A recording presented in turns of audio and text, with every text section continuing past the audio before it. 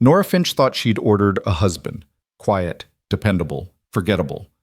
What stepped off that Nebraska train was a storm in human form, a man whose laughter could wake the dead and whose words never stopped flowing. For weeks she prayed for silence. But when it finally came, crushing and absolute, she discovered something terrifying. The sound of his voice had become the only thing keeping both their broken hearts beating. Sometimes what we think we need and what will actually save us are two entirely different things. Stay with me until the end of this story and comment below what city you're watching from. I want to see how far this tale travels across the world. The prairie wind carried dust and disappointment in equal measure that September morning in 1885, sweeping across the Nebraska territory like God's own broom, pushing tumbleweeds and broken dreams across the endless brown landscape. Nora Finch stood on the wooden platform of Broken Creek Station, her black morning dress already filmed with the fine grit that settled on everything out here, turning the whole world the color of old bones and older regrets.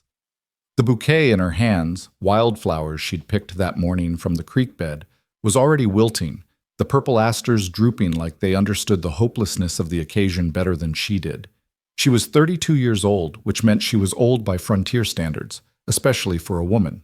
Her first husband, Samuel, had been dead 3 years, taken by the influenza that swept through the territory like the angel of death, leaving her with a homestead she couldn't work alone, debts she couldn't pay, and a future that looked emptier than the vast sky overhead. The neighbors had been kind at first, bringing food, helping with the harvest, offering sympathy that felt like pity. But kindness had a shelf life out here, where everyone was barely surviving themselves. After 2 years, the offers of help had dried up like the creek in August. That's when Mrs. Henderson, the postmaster's wife, had suggested the matrimonial advertisement. "There are men back east desperate for a fresh start," she'd said, her voice pitched low like they were discussing something vaguely shameful. "Men who'll work hard, who need a home. You need help, Nora. There's no shame in it." But there was shame in it. Nora felt it burning in her chest every time she thought about the advertisement she'd finally placed in the Boston Globe and 3 other eastern newspapers.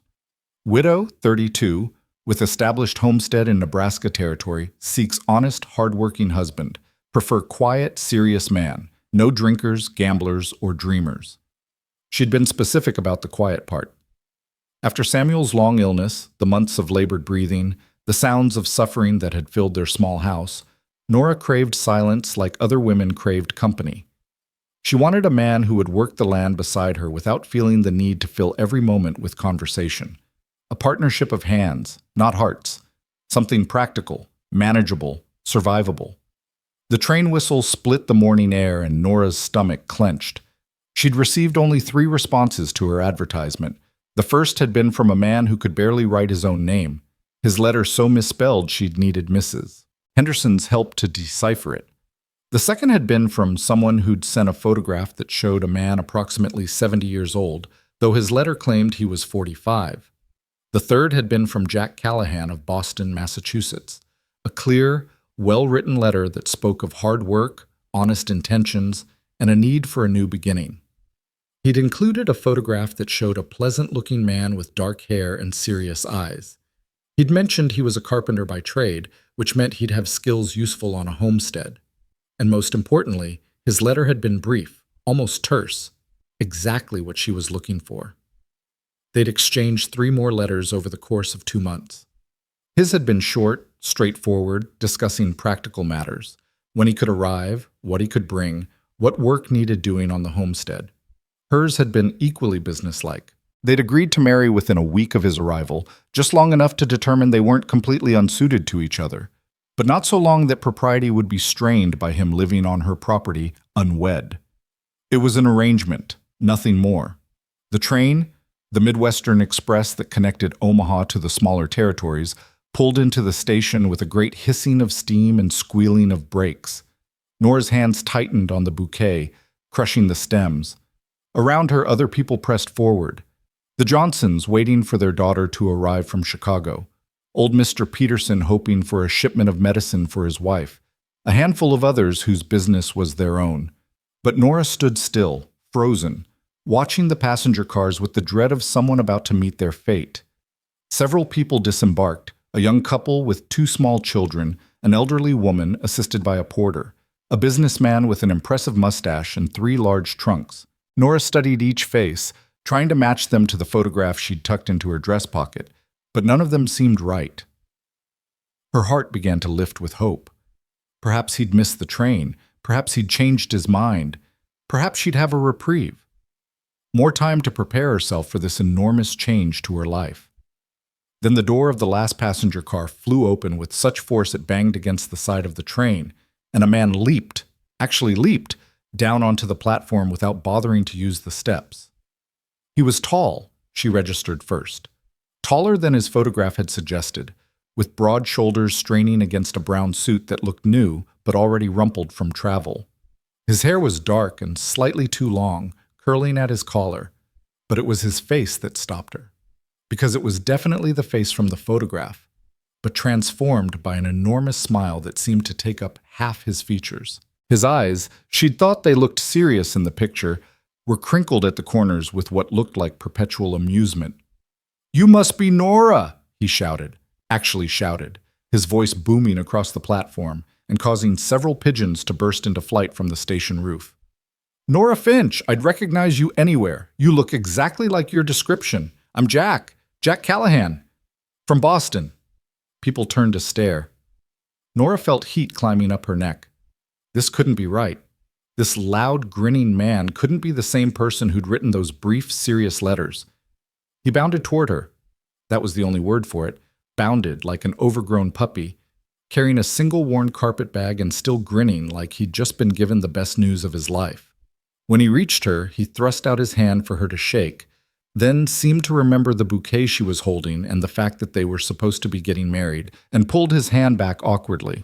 "These for me?" he asked, gesturing at the flowers, his voice still pitched too loud for the distance between them. "That's mighty thoughtful. They're beautiful. Not as beautiful as you, of course. And I don't mean that in a forward way, just an honest one. You're a handsome woman, Nora Finch, and that's the truth. The photograph you sent didn't do you justice." Nora stared at him, her mouth slightly open. She hadn't sent a photograph. They'd agreed photographs were an unnecessary expense. Who was this man? She started, but he was already talking again. "The train ride was something else," he said, turning to look back at the train as if seeing it for the first time.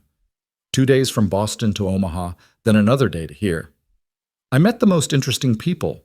There was a cattle rancher named McNally who told me all about his operation. Fascinating stuff, really fascinating.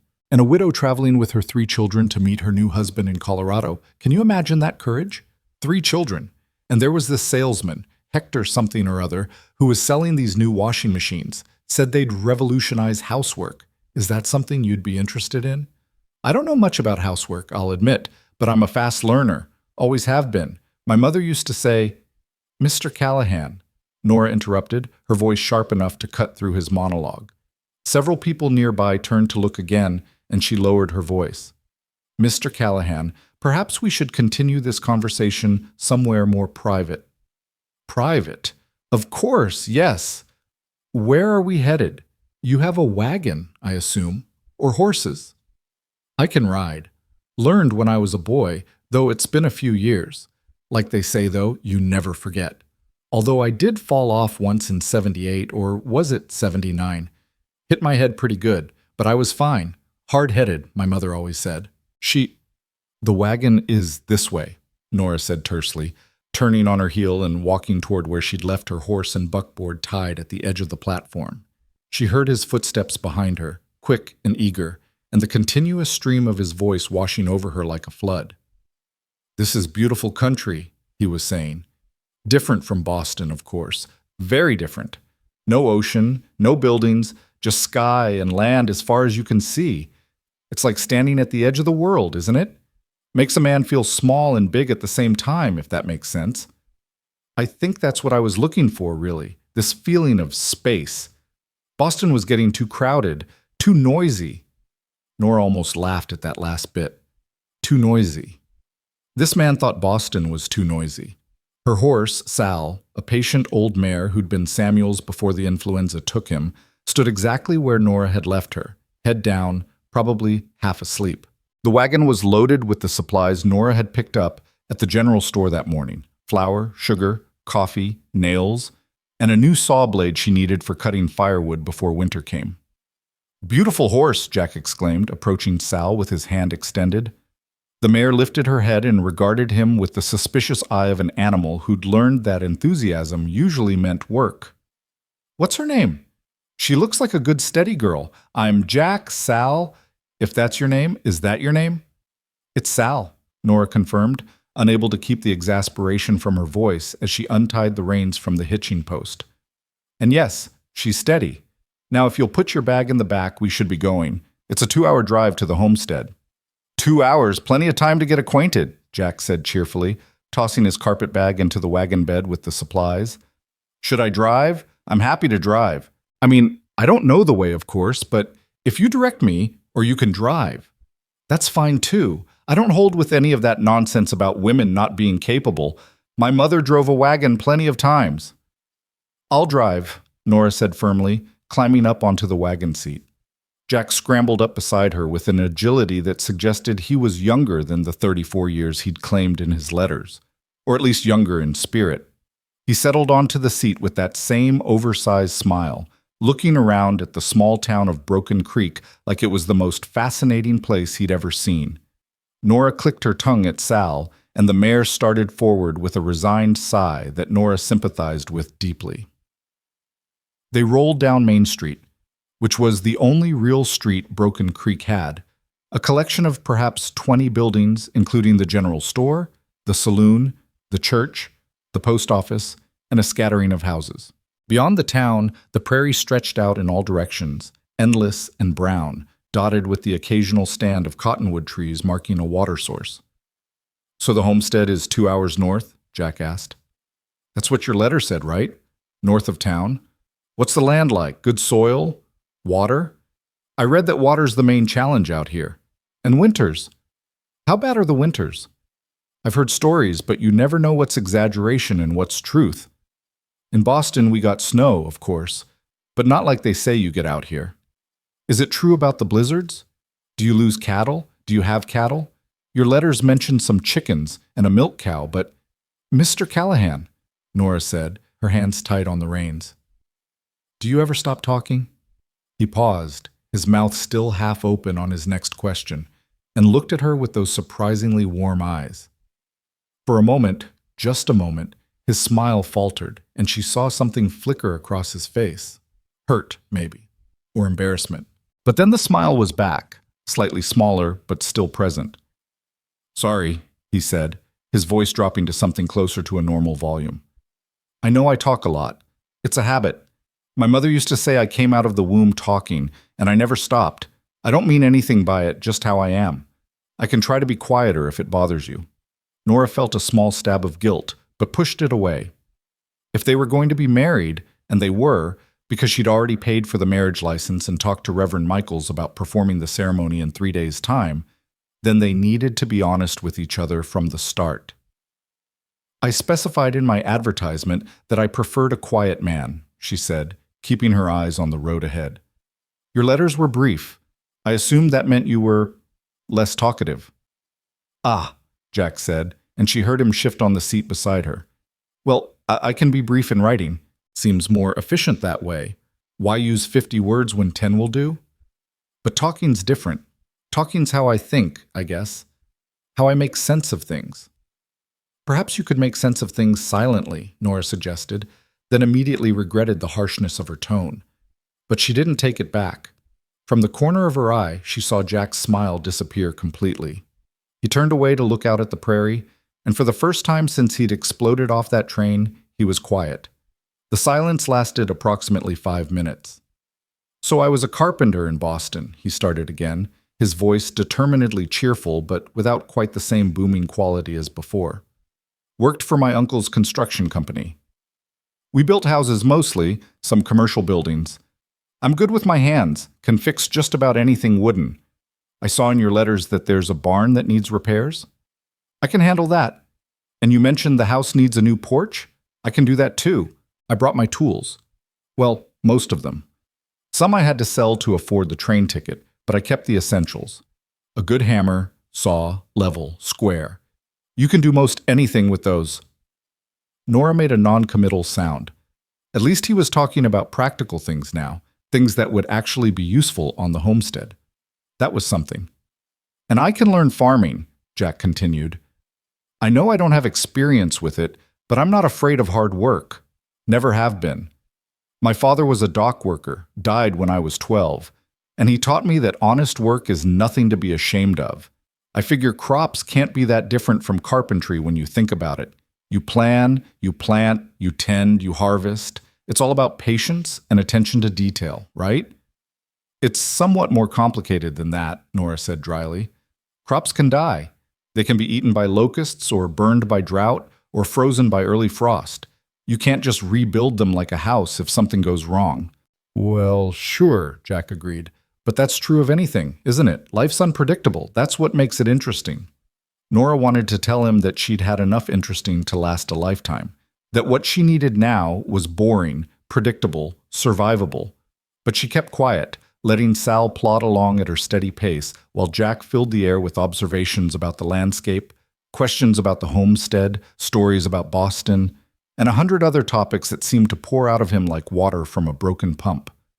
By the time they'd been traveling for an hour, Nora's head was beginning to ache. She'd learned more about Jack Callahan in 60 minutes than she'd learned about Samuel in their first year of marriage. She knew that Jack's mother had died 5 years ago from pneumonia, that he had 2 sisters, both married and living in Boston still, that he'd nearly become a sailor like his father, but his mother had made him promise to learn a trade instead, that his favorite food was apple pie, that he once broke his arm falling from a roof, that he was afraid of deep water but loved thunderstorms, that he'd had a dog named Tucker who died last year, that he'd never been in love but hoped he might be someday. The last part had made Nora's hands tighten on the reins. She hadn't put anything in her advertisement about love. This was a practical arrangement, a marriage of convenience and necessity. She'd thought Jack understood that from her letters. Now she was beginning to wonder if they'd been corresponding about entirely different arrangements. There's something I should say, Nora interrupted him mid-story about his uncle's construction business. About this marriage? Jack turned to her, his expression open and attentive. Of course. What is it? I want to make sure we understand each other, Nora said carefully.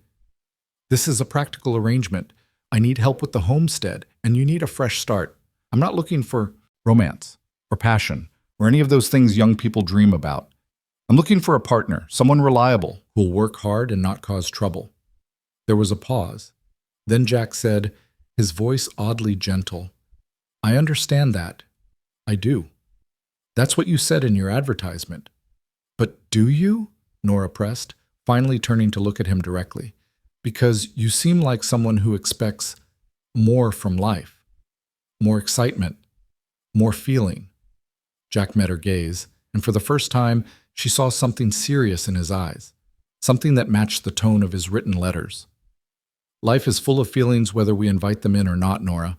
I learned that the hard way. But I understand what you're offering, and I'm grateful for it. I won't ask for more than you want to give. Something in his voice made Nora think there was a story there, something that explained why a seemingly cheerful, skilled carpenter from Boston would travel halfway across the country to marry a stranger. But before she could ask, he was already turning away, that irrepressible smile returning as he pointed toward a hawk circling overhead. Look at that! Beautiful bird. Are there a lot of hawks out here? I've read that they're good for keeping rodent populations down. Do you have trouble with mice? In Boston, the rats were terrible. Not that I'm comparing this to Boston. This is much better. Cleaner air, bigger sky. Do you ever just lie on your back and look up at the sky? I used to do that as a boy, before the buildings got so tall they blocked everything out.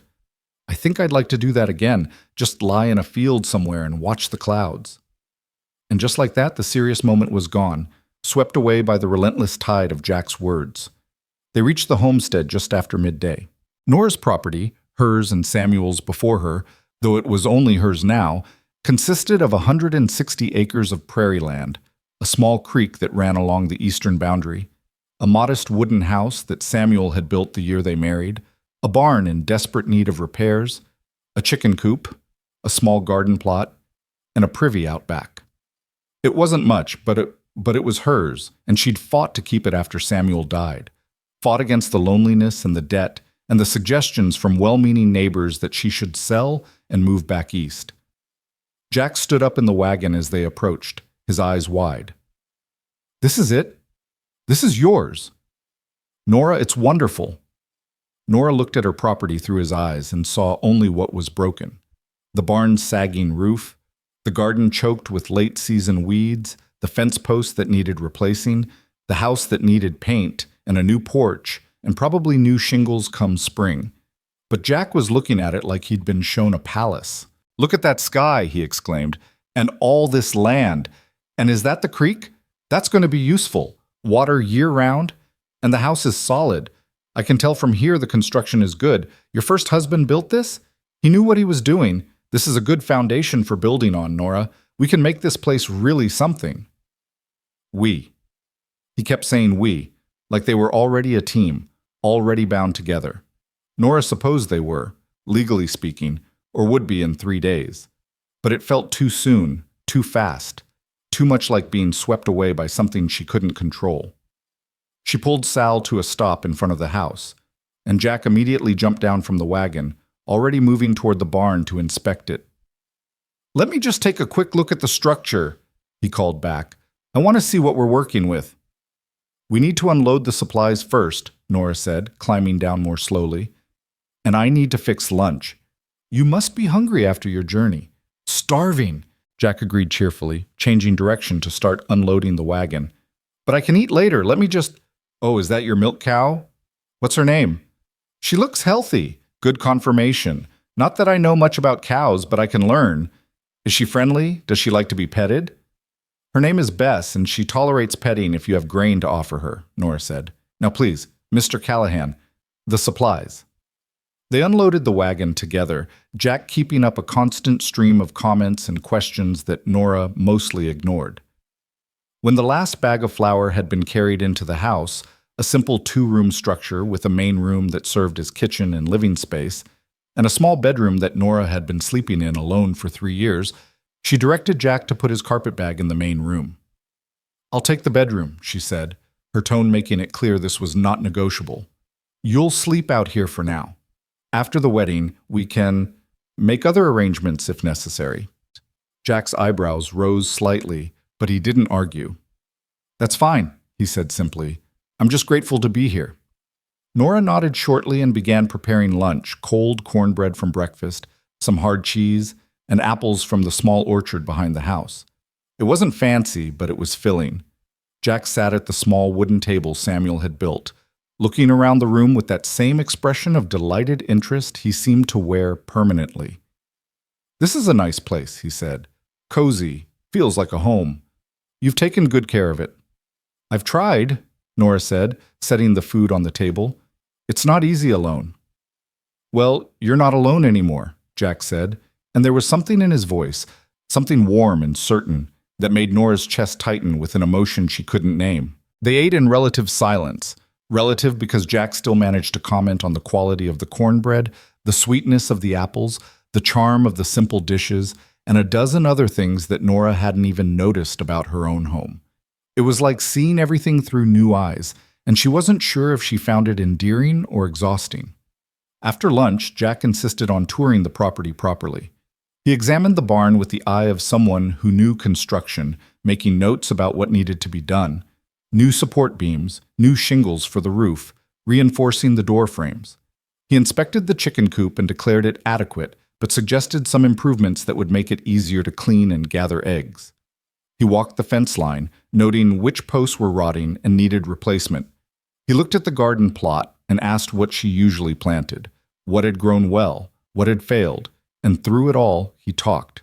He talked about growing seasons and soil composition, about construction techniques and his uncle's business, about Boston and the trip west, about his plans and hopes, and 1,000 observations about the prairie and the sky and the way the wind sounded different here than it did by the ocean. By the time the sun was starting to sink toward the horizon, painting the prairie in shades of gold and amber, Nora felt like her head might explode from the constant noise. She'd been alone, truly alone except for occasional visits to town, for 3 years. She'd grown accustomed to silence, to the sound of wind and birds and her own thoughts.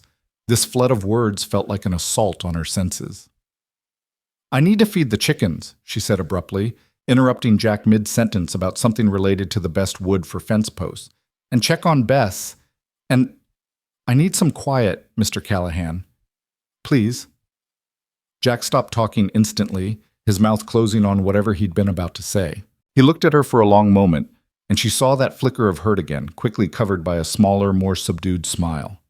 "Of course," he said. I'll unpack my things. Get settled. Let me know if you need help with anything."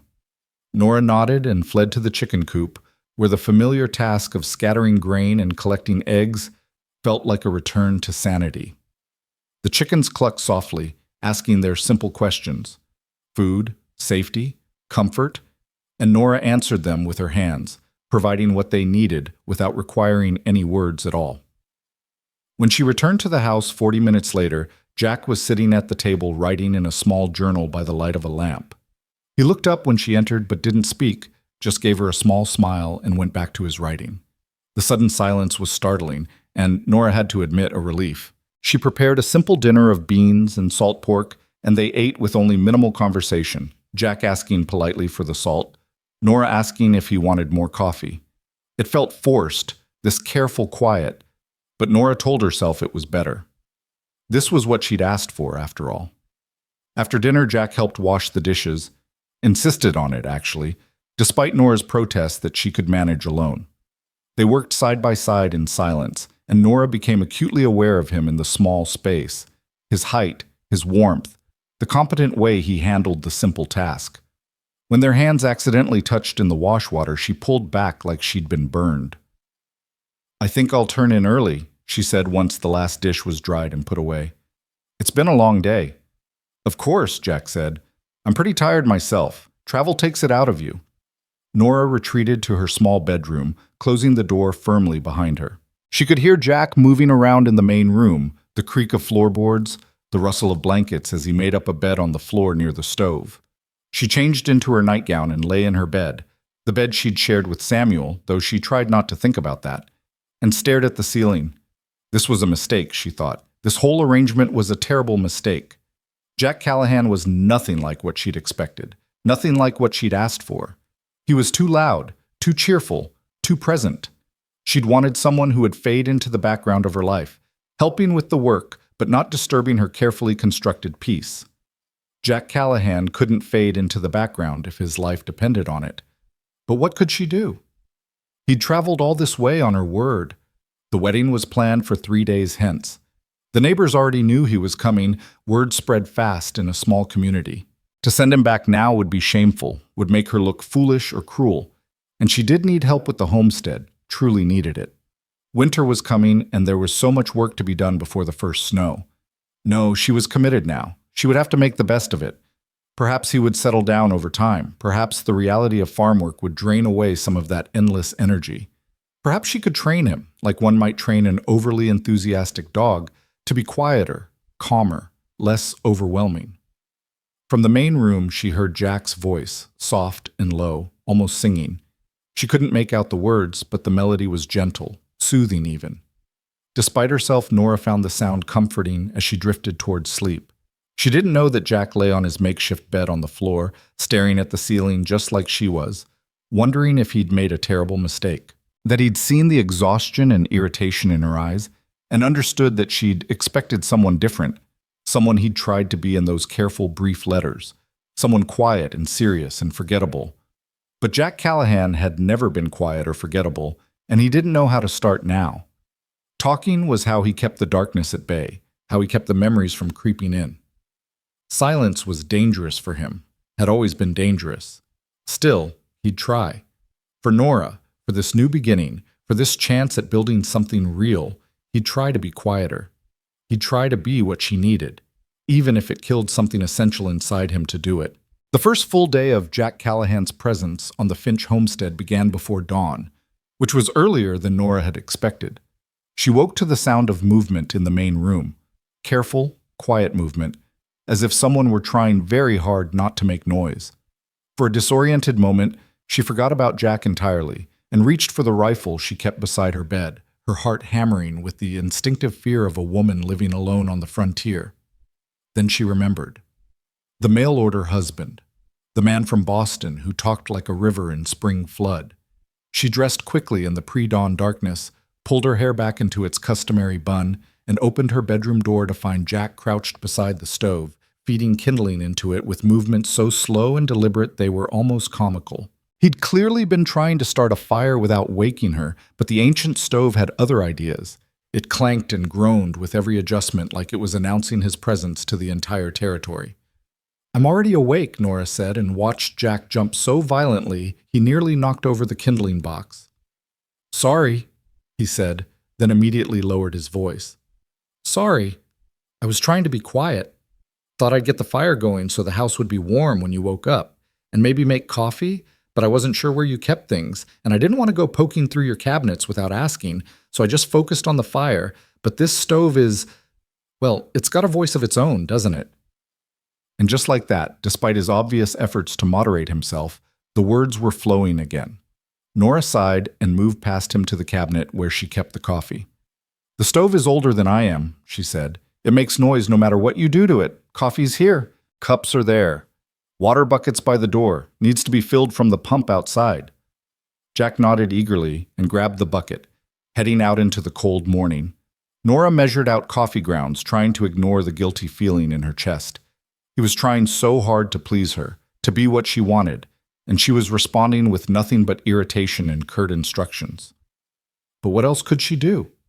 If she encouraged his talkativeness, it would only get worse. Better to establish boundaries now, make clear what she expected from this arrangement. He returned with the water, his breath clouding in the chill air, and she noticed he was shivering. He'd gone out without a coat. "You'll need warmer clothes," she said. "Winter comes early out here and stays late." "I have a coat," Jack said, setting the bucket down carefully so it wouldn't slosh. "Just didn't want to wake you digging through my bag to find it. But you're right, it's colder here than Boston. Drier, though." Different kind of cold. Nora poured water into the coffee pot and set it on the stove, which was now giving off a decent heat thanks to Jack's patient work with the kindling. She began pulling out what she needed for breakfast. Eggs from yesterday's collection, some bacon that was getting close to the end of its usefulness, the rest of the cornbread. "What can I do?" Jack asked, hovering near the table like he didn't quite know where to put himself. "Nothing. I've been making breakfast alone for 3 years." "I know, but I'm here now. Might as well make use of me."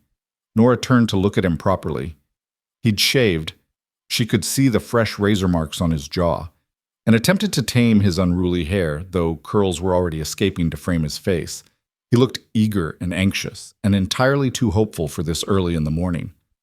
"You can set the table," she said finally. "Plates are in that cabinet." They worked in silence, or what passed for silence with Jack, which meant he only hummed while he worked instead of talking. The humming was almost worse in some ways, this low, constant sound that seemed to fill every corner of the small house. But Nora bit back the complaint that wanted to escape her lips and focused on not burning the bacon.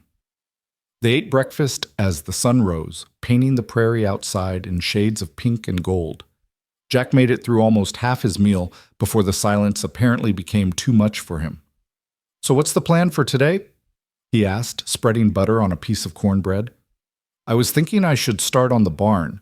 Those support beams need attention before winter, and the roof really should be patched. But if there's something more urgent, I'm happy to start there instead. You know what needs doing better than I do." Nora swallowed her coffee, grateful for the bitter heat of it. "The barn can wait a few days. Today I need to finish harvesting the garden before the first frost hits. Everything that's left needs to be pulled, cleaned, and stored.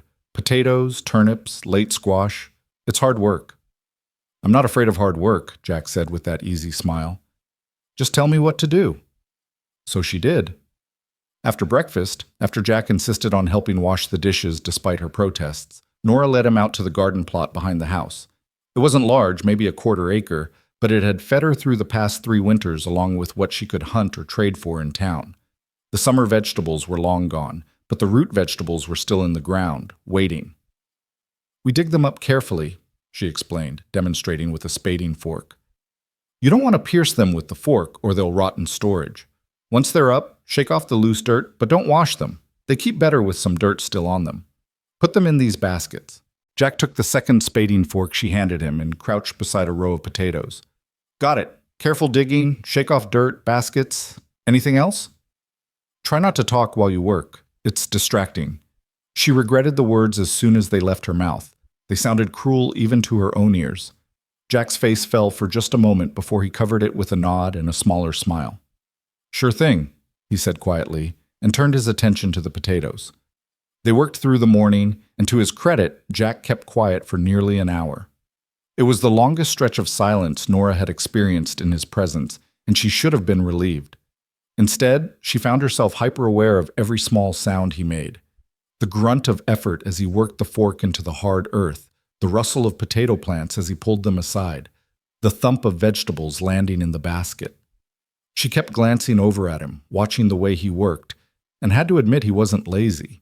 He attacked the task with the same enthusiasm he seemed to bring to everything, and his pile of harvested potatoes was growing even faster than hers. "You've done farm work before," she said finally, breaking the silence herself. Jack looked up, surprised to be addressed. "Some. My uncle had a farm outside Boston where we'd go in the summers when I was a kid. Nothing like this, much smaller, different crops. But I learned the basics." "You didn't mention that in your letters." "You didn't ask." There was no reproach in his voice, just a statement of fact. "Your letters were pretty specific about what information you wanted. I tried to stick to that." Nora felt heat climb her neck that had nothing to do with the exertion of digging. He was right. Her letters had been all business, asking direct questions and expecting direct answers. She'd wanted to keep everything impersonal, transactional. She'd thought that would make things easier. "I suppose I did," she said, turning back to her row of turnips. They worked in silence for another stretch, and this time Nora didn't find it quite so uncomfortable. Maybe it was knowing that Jack could be quiet when asked, that he was at least trying to respect her wishes. Maybe it was watching the competent way he worked, the care he took not to damage the vegetables. Maybe it was just that after years alone, having another person's presence nearby was starting to feel less like an invasion and more like something else, something she wasn't ready to name yet. By midday, they'd harvested everything that was ready and had begun the process of sorting and storing. The good vegetables went into the root cellar, a small underground space dug into the side of a hill behind the house, cool and dark and perfect for keeping things through the winter. The damaged ones would be used first, cooked up in the next few days before they could spoil. Nora was pleased to see they'd have enough to last well into winter, maybe even to spring if they were careful. "That's good work," she said as Jack carried the last basket down into the cellar. "Thank you." "Happy to help," Jack replied, emerging back into the sunlight and brushing dirt from his pants. "That's why I'm here, right? To help." Something in his tone made Nora look at him more carefully. He was still smiling, but there was a tiredness around his eyes that hadn't been there that morning. Not physical tiredness. He seemed to have energy to spare, but something else. Something sadder. "Are you all right?" she asked, surprising herself with the question. Jack's smile brightened, became more fixed. "Of course, why wouldn't I be? Beautiful day, good work, new beginning, everything's fine." But it wasn't fine, Nora realized. He was trying too hard, pushing too much enthusiasm into his voice like he was trying to convince himself as much as her. She wanted to press, to ask what was really wrong, but before she could formulate the question, a voice called out from the front of the house. "Nora? You home?" Nora's stomach sank. That was Mrs. Henderson, the postmaster's wife, which meant the news of Jack's arrival had already spread through Broken Creek, and the curious neighbors were coming to investigate. "Coming," Nora called back, then lowered her voice as she passed Jack. "That's Mrs. Henderson. She's persistent. Try not to encourage her too much." Jack's eyebrows rose with amusement. Encourage her to do what? Talk, ask questions, exist in general. That startled a genuine laugh out of him, and the sound of it, warm and unguarded, did something strange to Nora's chest. But there was no time to examine that feeling because Mrs. Henderson was rounding the corner of the house, bonnet slightly askew and eyes bright with curiosity. "There you are," Mrs. Henderson exclaimed. "I saw you in town yesterday with that handsome man, And I thought to myself, Edith, you need to come meet Nora's new husband properly. And here I am, though I suppose he's not quite your husband yet, is he? 3 more days until the wedding, isn't that right? That's right, Nora said, suppressing a sigh. Mrs. Henderson, this is Mr. Jack Callahan from Boston. Jack, this is Mrs. Edith Henderson. Her husband runs the post office. A pleasure to meet you, Mrs. Henderson, Jack said, stepping forward with his hand extended and that megawatt smile back in full force. What a lovely surprise. Are you a neighbor? How wonderful to meet the people who live near Nora. She's told me so much about everyone. Nora shot him a look. She'd told him almost nothing about anyone. But Mrs. Henderson was already off and running, taking Jack's hand and pumping it enthusiastically. Oh, how delightful! You're just as charming as you look. Nora, you didn't tell me he was so personable. Where exactly in Boston are you from, Mr. Callahan? I have a cousin in Boston. Well, Cambridge, really. But that's practically the same thing, isn't it? Do you know the Weatherbys? They're in the textile business. Or was it textbooks? I can never remember. And just like that, Nora watched the 2 most talkative people she'd ever met discover each other. Jack and Mrs. Henderson fell into conversation like old friends, talking over and around each other in a way that would have driven Nora mad if she'd been expected to participate. Instead, she stood slightly to the side, watching in horrified fascination as they discussed Boston, the journey west, the homestead, the upcoming wedding, Mrs. Henderson's 3 daughters, Jack's 2 sisters, the weather, the town, and approximately 700 other topics in the span of 10 minutes. And of course, you'll both come to Sunday dinner this week, Mrs. Henderson was saying. After the wedding, naturally, I insist, we need to welcome you properly to the community. You'll meet everyone, the Johnsons, the Petersons, the McMullins. They're new too, just arrived last year from Ohio. You'll have so much to talk about. That sounds wonderful, Jack agreed enthusiastically. I'd love to meet everyone. Coming from the city, I'm really looking forward to being part of a real community, you know? In Boston, everything was so spread out, so impersonal. This is exactly what I was hoping for. Nora wanted to sink into the ground. She'd been avoiding social gatherings since Samuel's death, finding excuses to decline invitations, keeping to herself. Now Jack was accepting them on both their behalves without even consulting her. Actually, she started, but Mrs. Henderson was already moving on. Oh, and the quilting circle meets every Tuesday. Nora used to come before. Well, before. But now that you'll have company again, I'm sure you'll want to rejoin. It's a lovely group of ladies, very welcoming. Nora should absolutely go, Jack said. I think that's important. Having friends, having community. Don't you think so, Nora? He turned to her with such genuine enthusiasm that she couldn't quite bring herself to snap at him the way she wanted to. Instead, she forced a smile. We'll see how the work schedule allows. Mrs. Henderson stayed for another 20 minutes, extracting promises of attendance at various social functions and extracting information from Jack with the skill of a professional interrogator.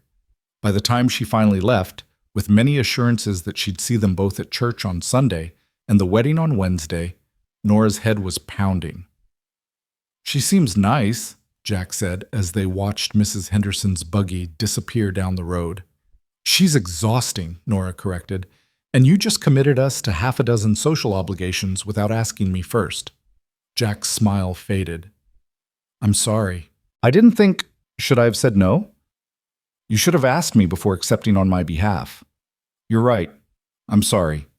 He rubbed the back of his neck, looking genuinely contrite. I'm used to living alone, making my own decisions. I'll try to remember to check with you first. Nora wanted to stay angry, but his apology was so sincere that her irritation deflated like a punctured balloon. It's fine. Just try to remember we're supposed to be partners in this arrangement. Partners consult each other. Partners, Jack repeated, like he was testing the word. I like that. Partners. He paused, then added, though if we're partners, maybe you should start calling me Jack instead of Mr. Callahan. Seems a bit formal for people who are about to be married. He had a point, though Nora found herself reluctant to admit it. Using his surname had been a way of maintaining distance, keeping things professional, but they couldn't very well spend the rest of their lives being formal with each other. All right, she said, Jack, And you can call me Nora, obviously. I already was, he pointed out with a hint of his usual humor. But I'm glad to have official permission now. Despite herself, Nora felt her lips twitch toward a smile. He was infuriating, but there was something disarming about his easy humor, the way he could deflate tension with a few words. The rest of the afternoon passed in a blur of chores. Jack helped her muck out the barn, feed the animals, and start repairs on the chicken coop, all while maintaining a running commentary that Nora was learning to tune out like background noise. She hated to admit it, but the work went faster with two sets of hands, and Jack was genuinely useful. By evening, they'd accomplished more than Nora usually managed in 2 full days alone. Over dinner, a stew made from vegetables they'd just harvested. Jack was quieter than he'd been at breakfast, like the day's work had finally caught up with him. Nora found herself missing his chatter, which was a disturbing realization. When had she started expecting the constant noise of him? "Tell me about Samuel," Jack said suddenly, breaking the comfortable silence. Nora's spoon froze halfway to her mouth. "What?" "Your first husband, Samuel. You mentioned him a bit in your letters, but not much. I'd like to know about him if you're willing to share. I'm living in the house he built, after all. Seems only right to know something about the man." Nora set her spoon down carefully. No one had asked her about Samuel in over a year. People tiptoed around his memory like it was something shameful, something best forgotten. But Jack was looking at her with nothing but gentle curiosity, like this was a normal question to ask. "What do you want to know?" she asked finally. "Whatever you want to tell me." "What was he like?" Nora took a breath, reaching back into memories she usually kept locked away. "He was quiet, serious, good with his hands. He built this house, the barn, most of the furniture. He wasn't educated much, but he was smart in practical ways. He could fix anything, build anything. He rarely smiled, but when he did—" She paused, surprised by the ache in her chest. "When he did, it felt like you'd earned something special." Jack nodded slowly. "How did you meet?" "Through a matchmaker in Omaha. My parents had died, cholera, and I was living with an aunt who made it clear I was a burden. Samuel wanted a wife, and I needed a home. It was practical, like this." She gestured between them. "We got married a week after we met." "But you loved him," Jack said softly. It wasn't a question. Nora hesitated. "I learned to. He was a good man, fair, hard-working, honest. Love came later after we'd built a life together." "That's how it works out here. You don't marry for passion, you marry for survival. And if you're lucky, affection grows from that." And then he got sick. "Influenza swept through 3 years ago. Took half the town. Samuel fought it for 6 weeks, but—" She found she couldn't finish the sentence. "He was strong until the very end. Kept trying to get up, to get back to work. Even when he could barely breathe, he was worried about the farm, about me managing alone." Jack was quiet for a long moment, his usual cheerfulness completely absent. "I'm sorry," he said finally. "That must have been incredibly hard, losing someone you'd built a life with." "It was." Nora picked up her spoon again, stirring her stew without eating it. "But life goes on. The farm doesn't stop needing work just because your heart is broken. You get up every morning and you do what needs doing, and eventually the sharp edges of grief wear down to something you can carry." "Is that why you wanted someone quiet?" Jack asked. "Someone like Samuel?" The question was so perceptive, it startled her. "Maybe. I don't know. I just knew I couldn't handle complication. I needed simple, straightforward, someone who wouldn't demand too much of me." "And instead you got me," Jack said with a wry smile, "the opposite of simple and straightforward." "Yes," Nora agreed bluntly.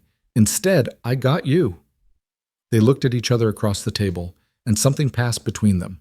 Not quite understanding, but maybe the beginning of it.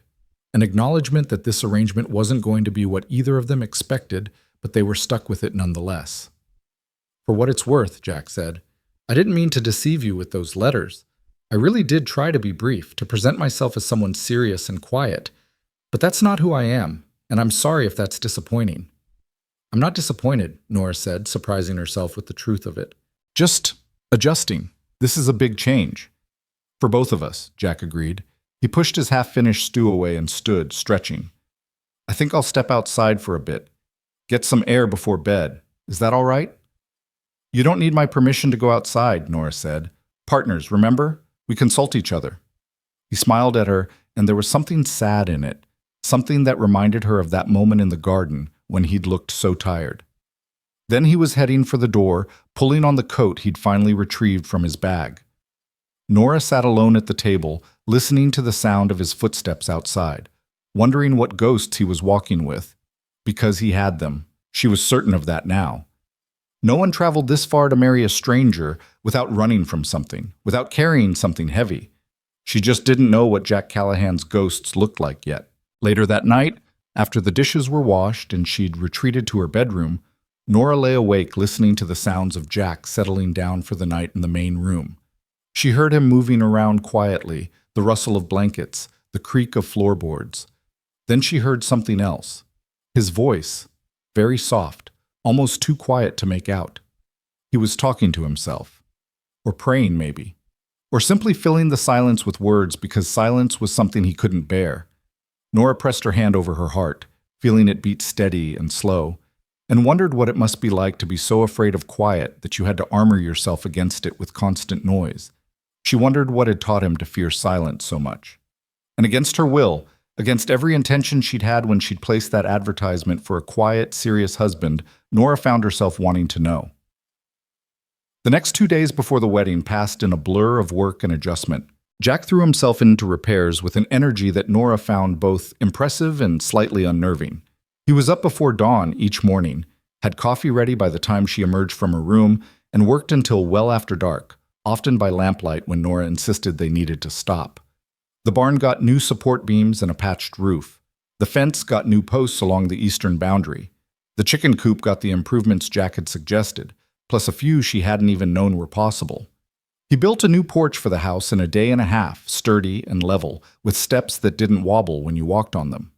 He fixed the squeaky hinge on the privy door, reinforced the walls of the root cellar, and carved a new handle for the butter churn when the old one cracked. And through it all, he talked. He narrated his work like he was teaching an invisible class, explaining what he was doing and why. He told stories about Boston, about his family, about jobs he'd worked and places he'd been. He asked Nora hundreds of questions about the farm, the territory, her life, her opinions on everything from the best breed of chicken to whether she believed in ghosts.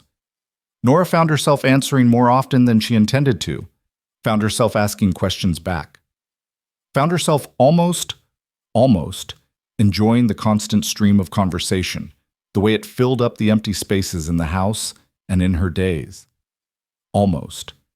Because there were still moments when it was too much, when she felt overwhelmed by his presence, when she needed to escape to the barn or the garden or anywhere she could have 5 minutes of silence.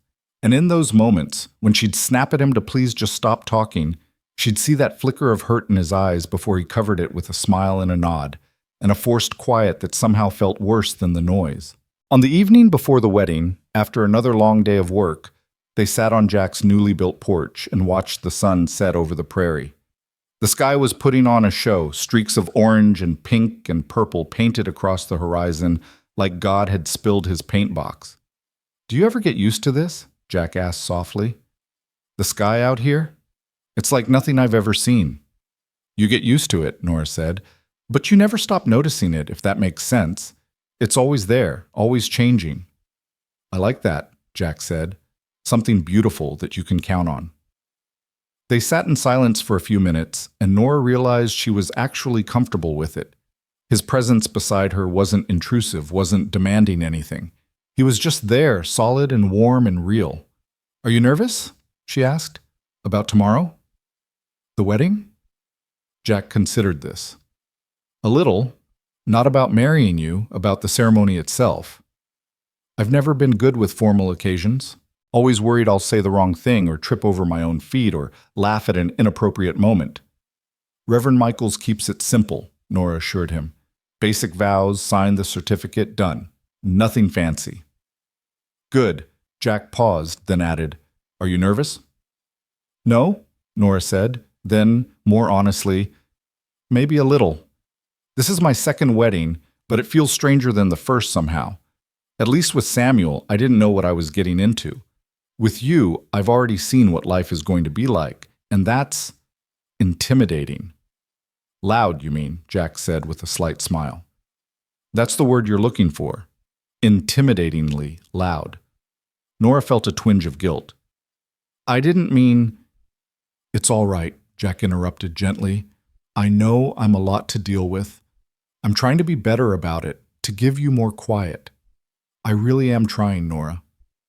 I know you are, she said quietly. And I appreciate it. I'm trying too. Trying to be less rigid, less closed off. This is an adjustment for both of us.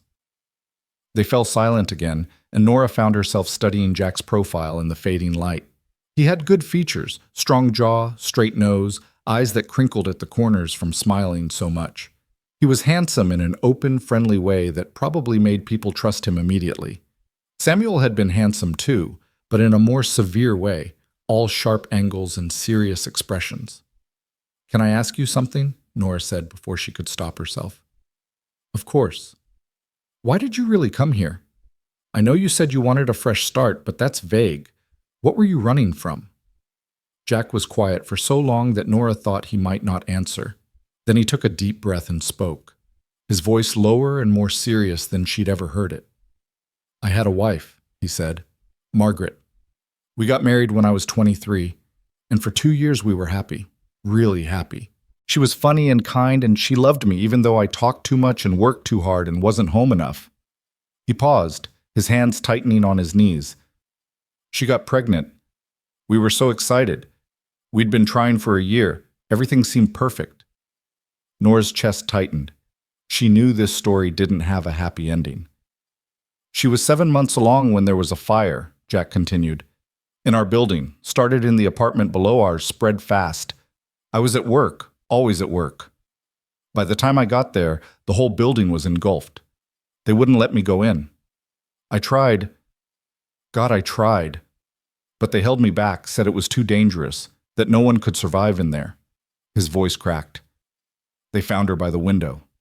She'd been trying to get out. Her and our baby, just trying to get out. And I wasn't there to help them. I wasn't there because I was working on some stupid building project that didn't matter, that never mattered. Jack, Nora whispered, reaching out instinctively to touch his arm. I'm so sorry. That was 5 years ago, Jack said, his voice steadier now but still hollow. I couldn't stay in Boston after that. Everything reminded me of her, so I threw myself into work, took every job I could, worked myself half to death trying not to think about it. My family was worried about me. My uncle finally sat me down and said I needed to make a change, needed to find a way to live again instead of just existing. So you came here. So I came here, Jack confirmed. I saw your advertisement and I thought, this is it.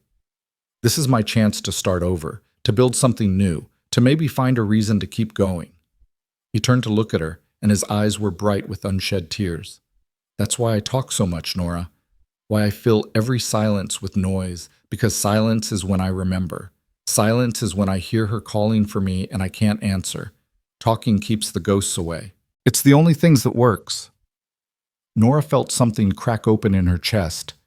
A place she'd kept sealed since Samuel's death, a place she'd thought was permanently closed.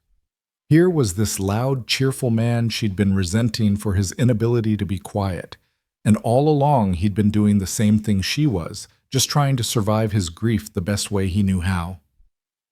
I understand, she said softly. More than you might think. We're both just trying to keep breathing, aren't we? You with your words, me with my silence, different methods, same goal. Jack nodded, wiping at his eyes with the back of his hand. I should have told you before, in my letters, but I was afraid you'd say no if you knew I was bringing so much baggage with me. I might have, Nora admitted, but now that you're here, now that I know, I'm glad you told me. They sat together as the last light faded from the sky and the stars began to emerge, countless points of light in the vast darkness above. And for the first time since Jack Callahan had leaped off that train with his booming voice and his unstoppable enthusiasm, Nora felt like she was seeing him clearly, not as an inconvenience or an adjustment, but as a person. Broken, like her. Surviving, like her. Hoping, despite everything, for something better. We're going to be all right, she said, surprising herself with the certainty in her voice. This marriage. We'll make it work somehow. We'll find our way. Jack turned to her, and his smile was different this time, smaller, more genuine, tinged with sadness, but also with something like hope. You think so? I think so, Nora said. We're both stronger than we know. We have to be. We've survived things that would have broken lesser people. We can survive this too. Partners, Jack said, echoing their conversation from the previous day. Partners, Nora agreed, and for the first time she truly meant it. They sat on that porch until the cold drove them inside, and when Nora finally retreated to her bedroom, she found herself smiling slightly in the darkness. Tomorrow they would stand before Reverend Michaels and speak vows that would bind them together for life. It wouldn't be the marriage she'd imagined when she'd placed that advertisement, wouldn't be the quiet, simple arrangement she'd convinced herself she wanted, but maybe, just maybe, it would be something better, something real. The morning of the wedding dawned cold and bright, with frost painting delicate patterns on the windows and a wind that cut through clothing like it had a personal grudge against warmth. Nora woke early, her stomach tight with nerves she hadn't expected to feel, and lay in bed listening to the sounds of Jack already moving around in the main room. He was being quiet again, that careful, deliberate quiet that somehow seemed louder than his talking because of the effort it required. She dressed in her best dress, a deep blue wool that had been her Sunday dress for the past 5 years. It wasn't new, wasn't fancy, but it was clean and well-maintained, and it would have to do. She'd never been one for vanity anyway, and this wedding wasn't about romance or beauty. It was about practicality, about survival, about two broken people trying to build something functional from the pieces of their shattered lives. Except now, after last night's conversation on the porch, it felt like maybe it could be about something more. Not love. She wasn't naive enough to expect that, but perhaps understanding. Perhaps companionship that went deeper than just sharing work and space. When she emerged from her bedroom, she found Jack standing by the stove in his brown suit, the same one he'd arrived in, now brushed and pressed as well as possible. He'd shaved again and attempted once more to tame his rebellious hair, with limited success. He looked nervous and young and oddly vulnerable, and something in Nora's chest squeezed tight. "You look beautiful," he said softly. And there was none of his usual booming enthusiasm in the words, just simple honesty that made her cheeks warm. "Thank you," she said. "You look very presentable yourself." "Presentable," Jack repeated with a slight smile. "I'll take it. That's probably the best I can hope for." "I didn't mean," Nora started, then stopped and tried again. "You look handsome, Jack, truly." His smile widened into something more genuine. "Well then, I guess we're both at our best today. That seems fitting for a wedding, even one that's mostly practical." They ate a quiet breakfast, bread and butter, leftover bacon, strong coffee that helped chase away the chill, and then prepared to drive into town. The ceremony was scheduled for 10 o'clock at the small church where Nora had buried Samuel 3 years ago, where she'd sat alone in the front pew feeling like her life was ending. Now she was going back to begin a new life with a man she'd known for less than a week, and the irony of it wasn't lost on her. The drive to Broken Creek took the usual 2 hours, but it felt shorter somehow with Jack sitting beside her. He talked. Of course he talked, his nervous energy finding outlet in words. But Nora found it less overwhelming this morning, maybe because she understood it better now, understood that his constant stream of conversation was armor against memories too painful to face in silence. Or maybe she was just getting used to him, the way you got used to the constant wind on the prairie. At first it drove you mad, but eventually it just became part of the landscape of your life. "I was thinking," Jack said as they approached the outskirts of town, "after the wedding, after we've settled into things a bit more, maybe we could add on to the house? Build another bedroom, maybe a proper parlor? Not right away, of course, but eventually. I'd like to make the place more comfortable, more like a real home." Nora glanced at him. "You don't have to do that. The house is fine as it is." "I know I don't have to. I want to. That's what I do. I build things. I make things better. It's how I show care, I guess. Through my hands, through the work." He paused, then added more quietly, "With Margaret, I was always building something for her. A bookshelf for her collection, a window seat where she could read, little improvements to make her happy. I liked doing it. Made me feel useful, like I was contributing something more than just a paycheck. Then, yes, Nora said, the words coming easier than she'd expected. When we're ready, when we have the time and resources, we can add on to the house. Make it ours instead of just mine. The smile Jack gave her was worth every bit of discomfort she'd felt over the past few days. It was unguarded and joyful and made him look almost boyish despite the gray she'd noticed threading through his dark hair. Broken Creek was more active than usual when they arrived, with people moving between the general store and the church, clearly preparing for something. It took Nora a moment to realize they were preparing for her wedding. Mrs. Henderson must have spread the word. Of course she had. And now half the town was apparently planning to attend. I thought it would just be us and Reverend Michaels, Nora said, her hands tightening on the reins. Looks like the community had other ideas, Jack said, but he didn't sound displeased. If anything, he seemed delighted by the prospect of an audience. That's nice, isn't it? That people want to celebrate with us? I suppose, Nora said, though her stomach was churning. She'd wanted simple, private, forgettable. This was shaping up to be none of those things. They tied Sal at the hitching post outside the church, and immediately Mrs. Henderson descended on them like a well-meaning tornado, her arms full of what appeared to be wildflowers, hastily arranged into bouquets. There you are. We were starting to worry you'd changed your mind. Come, come. I've got flowers for Nora, and the church is all ready. We cleaned it top to bottom yesterday, and Mrs. Peterson made a cake. Nothing fancy, but it seemed wrong to have a wedding without a cake. And the Johnsons brought apple cider, and oh, you both just look wonderful. Doesn't Nora look wonderful, Mr. Callahan? She does indeed, Jack agreed, accepting the bouquet Mrs. Henderson thrust at him, and immediately presenting it to Nora with a small bow that was both silly and somehow charming. For you, my almost wife. Despite her nerves, despite the growing crowd of curious neighbors, despite everything, Nora found herself smiling. She took the bouquet, the same purple asters she'd held when meeting Jack at the train station, mixed with late-blooming prairie roses, and allowed Mrs. Henderson to usher them into the church. The small building had indeed been cleaned and decorated, with more wildflowers arranged at the altar and candles lit despite the daylight streaming through the windows. Reverend Michaels stood waiting, his weathered face creased in a genuine smile.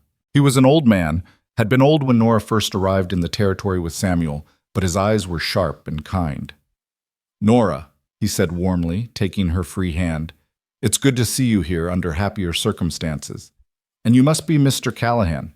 Welcome to Broken Creek and to our community. Thank you, Reverend, Jack said, shaking the old man's hand. I'm grateful to be here. This is, well, it's a new beginning for me, and I don't take that lightly. New beginnings are precious things, Reverend Michaels said. God gives them to us when we need them most. Shall we proceed? The ceremony itself was simple, just as Nora had wanted, though the church was fuller than she'd expected. The Hendersons were there, of course, along with the Johnsons, the Petersons, the McMullins, and at least a dozen other families from the surrounding homesteads. People she'd barely spoken to in 3 years, all gathered to witness her second attempt at marriage. She stood beside Jack at the altar, clutching her bouquet and trying to focus on Reverend Michael's words rather than the eyes she could feel on her back. Jack stood straight and still, the stillest she'd seen him, with his hands clasped in front of him and an expression of solemn concentration on his face. Marriage is a sacred covenant, Reverend Michaels was saying, his voice carrying through the small church. A joining not just of 2 lives, but of 2 souls, 2 futures, 2 hopes. It requires patience and kindness, forgiveness and grace. It requires us to see another person in all their complexity and choose, every day, to stand beside them anyway.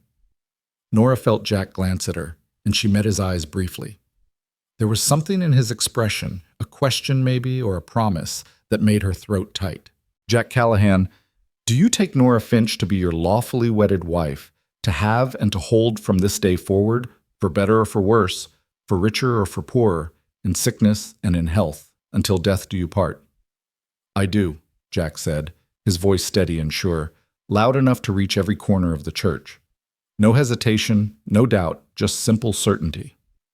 Nora Finch, do you take Jack Callahan to be your lawfully wedded husband, to have and to hold from this day forward, for better or for worse, for richer or for poorer, in sickness and in health, until death do you part. Nora opened her mouth and found her voice wouldn't come. For a terrible moment, she froze, panic flooding through her. This was it, the moment that would bind her to this loud, enthusiastic, broken man for the rest of her life. The moment she would stop being just Nora and become part of a we again. Was she ready for that? Could she do this?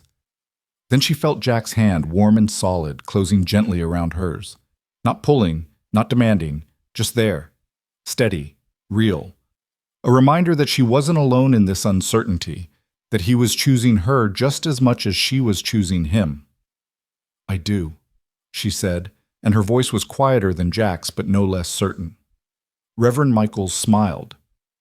"Then by the power vested in me by the territory of Nebraska and by God himself, I pronounce you husband and wife. Jack, you may kiss your bride." Jack turned to her, and Nora saw the question in his eyes, asking permission, making sure this was all right. She gave the smallest nod, and he leaned in to press a brief, gentle kiss to her lips. It was nothing like the passionate kisses she imagined young lovers shared. It was careful and respectful and over almost before it began. But it was real, and it sealed the vows they'd just made. And when Jack pulled back, he was smiling that soft, genuine smile that she was learning to recognize. "Hello, wife," he said quietly, just for her. "Hello, husband," Nora replied, and felt something shift in her chest. Not quite love, not yet, but maybe the soil from which love could eventually grow. The church erupted in applause and congratulations, and suddenly they were surrounded by well-wishers. Mrs. Henderson was crying happy tears and pressing more flowers into Nora's hands. Mr. Johnson was shaking Jack's hand vigorously and offering advice about surviving prairie winters. The Peterson girls were giggling and whispering about how handsome the groom was. Mrs. McMullen was already inviting them to dinner next week. Jack handled it all with his characteristic enthusiasm, remembering names, asking questions, making everyone feel like their presence mattered.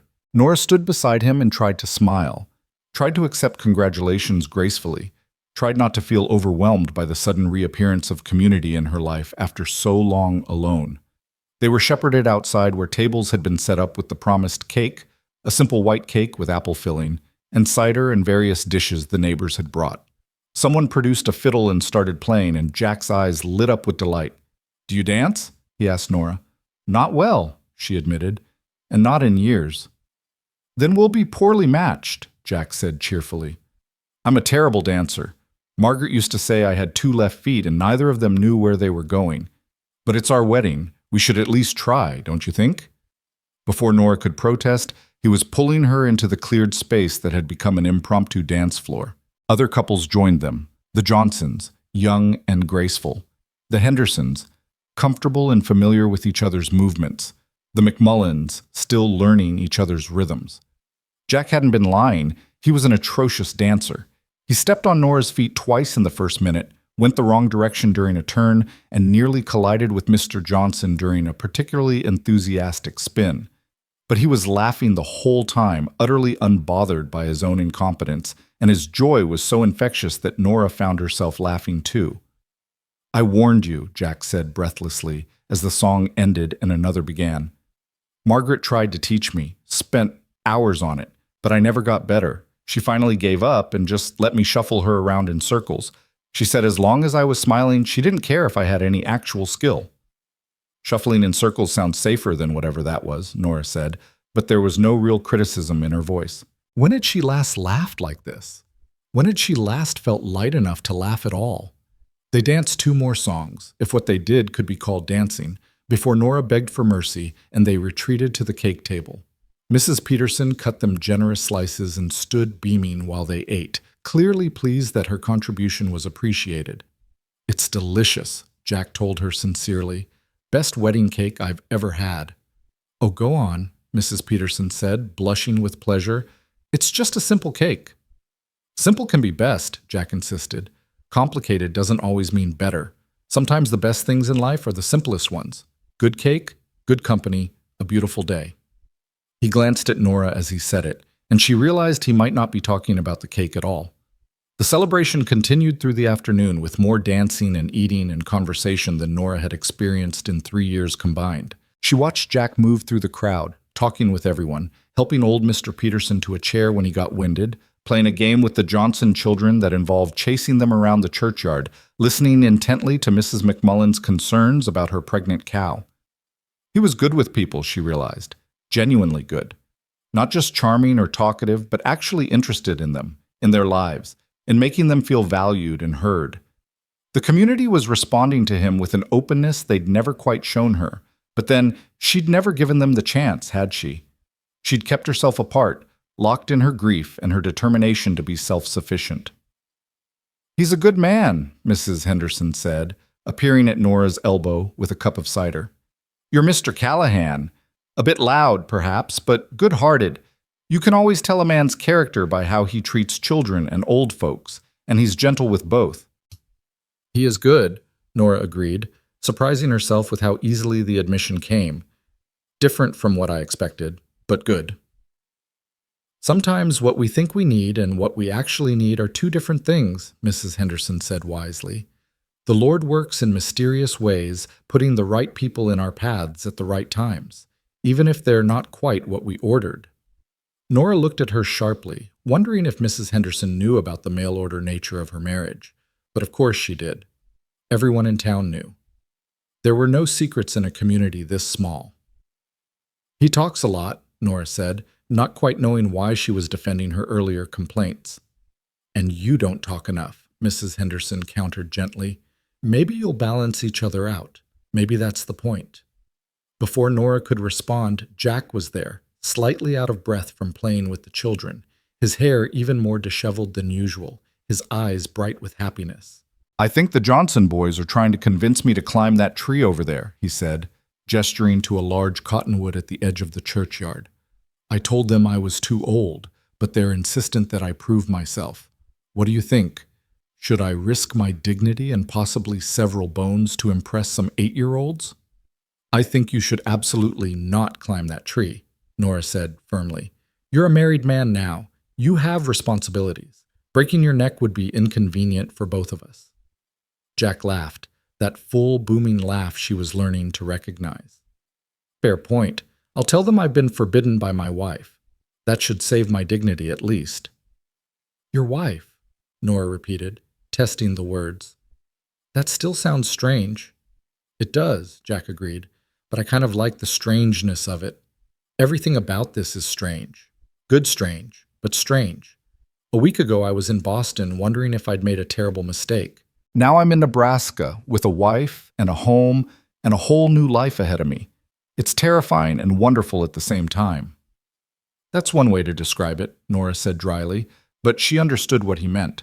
Her life had changed completely in less than a week, turned upside down by this man who'd leaped off a train talking and hadn't stopped since. By late afternoon, people began making their excuses and heading home. Farms didn't take care of themselves, and there were evening chores waiting. Jack and Nora received final congratulations, promises to visit, invitations to Sunday dinners and quilting circles and barn raisings. They loaded the leftover cake into their wagon along with gifts from the neighbors. A set of pillowcases from Mrs. Peterson, a jar of preserves from Mrs. Henderson, a bag of seed corn from Mr. Johnson for next spring's planting. Finally, as the sun began its descent toward the horizon, they climbed into the wagon and turned Sal toward home. The 2-hour drive stretched ahead of them, and Nora felt exhaustion settling into her bones. It had been a long, overwhelming, emotionally complicated day. They rode in silence for the first hour, both lost in their own thoughts. The prairie spread out around them in shades of gold and brown, beautiful in its stark simplicity. A hawk circled overhead, and somewhere in the distance a coyote called to its pack.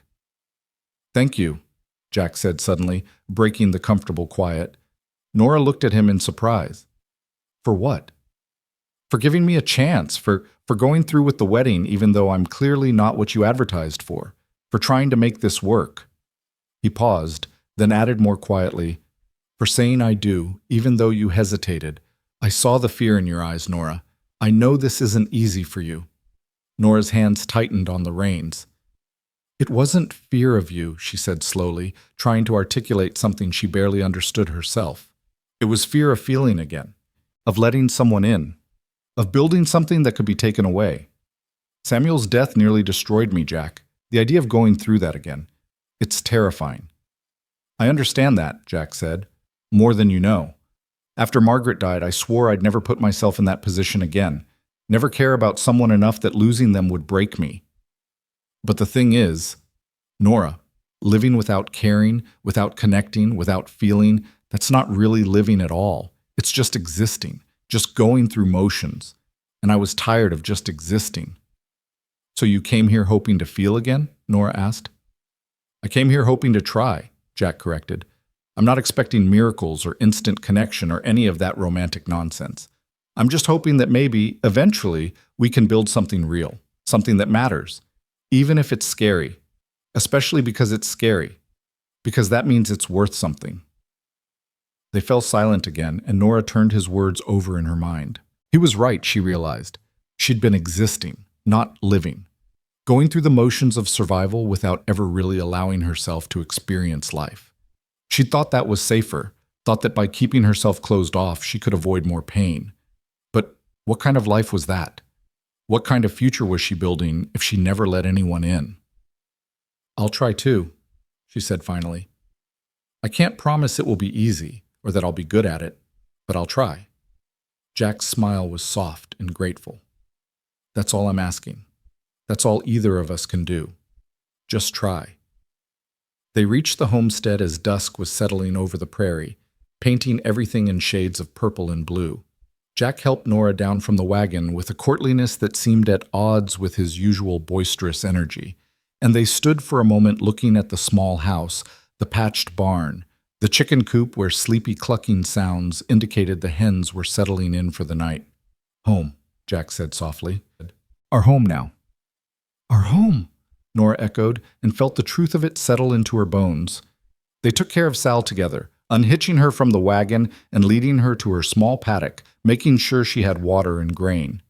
They fed the chickens and checked on Bess, the cow. They carried the wedding gifts inside and put away the leftover cake. They moved through the evening chores with an ease that shouldn't have been possible between two people who'd known each other less than a week, but somehow was. When the chores were done and they stood in the main room of the house, suddenly the awkwardness returned. They were married now, husband and wife.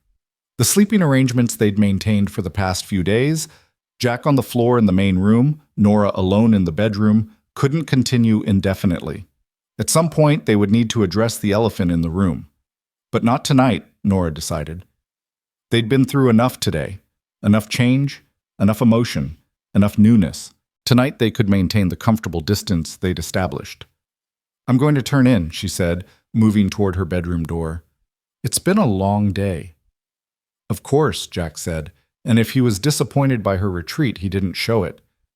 I'll just clean up a bit out here and then do the same. Good night, Nora, and congratulations on our wedding. Congratulations to you too, Nora said, then added impulsively, Jack? Thank you for today, for dancing with me even though you're terrible at it, for being kind to everyone, for being you. His smile could have lit up the entire prairie. You're welcome. Now get some rest, wife. Tomorrow we go back to the hard work of building a life together. Nora retreated to her bedroom and changed into her nightgown, her mind swirling with the events of the day. She was married, again, to a man who was nothing like Samuel, nothing like what she'd thought she wanted, but who was somehow exactly what she needed, even if she was only beginning to understand that. She lay in bed listening to Jack move around in the main room, his footsteps careful and quiet, and realized that the sounds of another person in her house no longer felt like an intrusion. They felt like company, like partnership, like the possibility of something more, like hope. And as she drifted toward sleep, Nora Callahan, no longer Nora Finch, allowed herself to think that maybe, just maybe, she hadn't made a terrible mistake. Maybe this loud, broken, hopeful man would turn out to be exactly the right kind of wrong thing her carefully ordered life had needed. Only time would tell. But for the first time in 3 years, Nora found herself actually looking forward to the future, curious about what it might hold. That alone felt like a kind of miracle.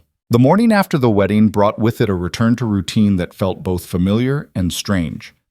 Nora woke to silence, complete, absolute silence, and for a moment couldn't place what was wrong. Then she remembered. Jack, her husband, who should be moving around in the main room, starting the fire, making coffee, filling the space with his constant stream of words. She dressed quickly and opened her bedroom door to find Jack's makeshift bed neatly made, his few possessions tucked away, and the house empty. The fire was going in the stove. He must have started it before leaving, but there was no other sign of him. No coffee brewing, no breakfast preparations, no humming or talking or any of the noise that had become the soundtrack of her mornings over the past week. Nora told herself this was fine. This was what she'd wanted, after all. Quiet, peace, the ability to move through her morning without constant chatter. She made coffee, fried some eggs, ate alone at the table Samuel had built. It should have felt like a return to normalcy, to the comfortable solitude she'd maintained for 3 years. Instead, it felt wrong. Empty. Too quiet in a way that made her chest ache. She found Jack in the barn mucking out Bess's stall with a focused intensity that suggested he'd been working for hours. He looked up when she entered, and she saw something flicker across his face. Surprise, then pleasure, then something more guarded. "Morning," he said, his voice subdued. "I didn't want to wake you. Figured you'd want to sleep in after yesterday." "I'm up at dawn every day," Nora said. "Farming doesn't allow for sleeping in." She paused, studying him in the dim light filtering through the barn's patched roof. "Why didn't you wake me? We could have had breakfast together." Jack leaned on the pitchfork, and something about his posture was different, smaller somehow, like he was trying to take up less space. "I thought you might want some quiet in the mornings. You seemed to appreciate it when I gave you space before, so I figured—" He shrugged. "I don't know what I figured. I'm still learning how to be a husband, Nora. Still figuring out what you need from me." Nora felt guilt twist in her stomach. She'd been so focused on establishing boundaries, on maintaining her carefully constructed peace, that she hadn't considered how her constant corrections might be affecting him. He was trying so hard to be what she'd asked for, and it was costing him something essential. "I don't need you to be silent," she said carefully. I need moments of quiet sometimes. That's different from needing you to disappear." "Is it?" Jack asked, and there was no accusation in his voice, just genuine confusion. "Because it feels like the more I talk, the more you pull away. The more I try to connect, the more you retreat. I'm doing my best here, but I don't know how to be both present and invisible at the same time." The words hit Nora like a physical blow. He was right. She'd been asking for the impossible, wanting him to be there when she needed help, but absent when she needed space, to contribute without disrupting, to be a partner without actually being present in her life. "You're right," she said quietly. "I've been unfair. I've been treating you like a hired hand instead of a husband, like someone I can dismiss when it's convenient and call back when I need something. That's not partnership. That's not what either of us agreed to." Jack set down the pitchfork and moved closer, his expression softening. "I know this is hard for you. Opening up your life to someone new, letting someone into the space you've carefully protected for 3 years. I'm not upset, Nora. I just want to understand what you need so I can give it to you." "I don't know what I need," Nora admitted, and it was the most honest thing she'd said in days. "I thought I did. I thought I just needed help with the farm, someone reliable and quiet who wouldn't demand too much.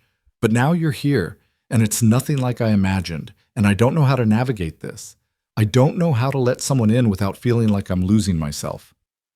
"Then we figure it out together," Jack said simply.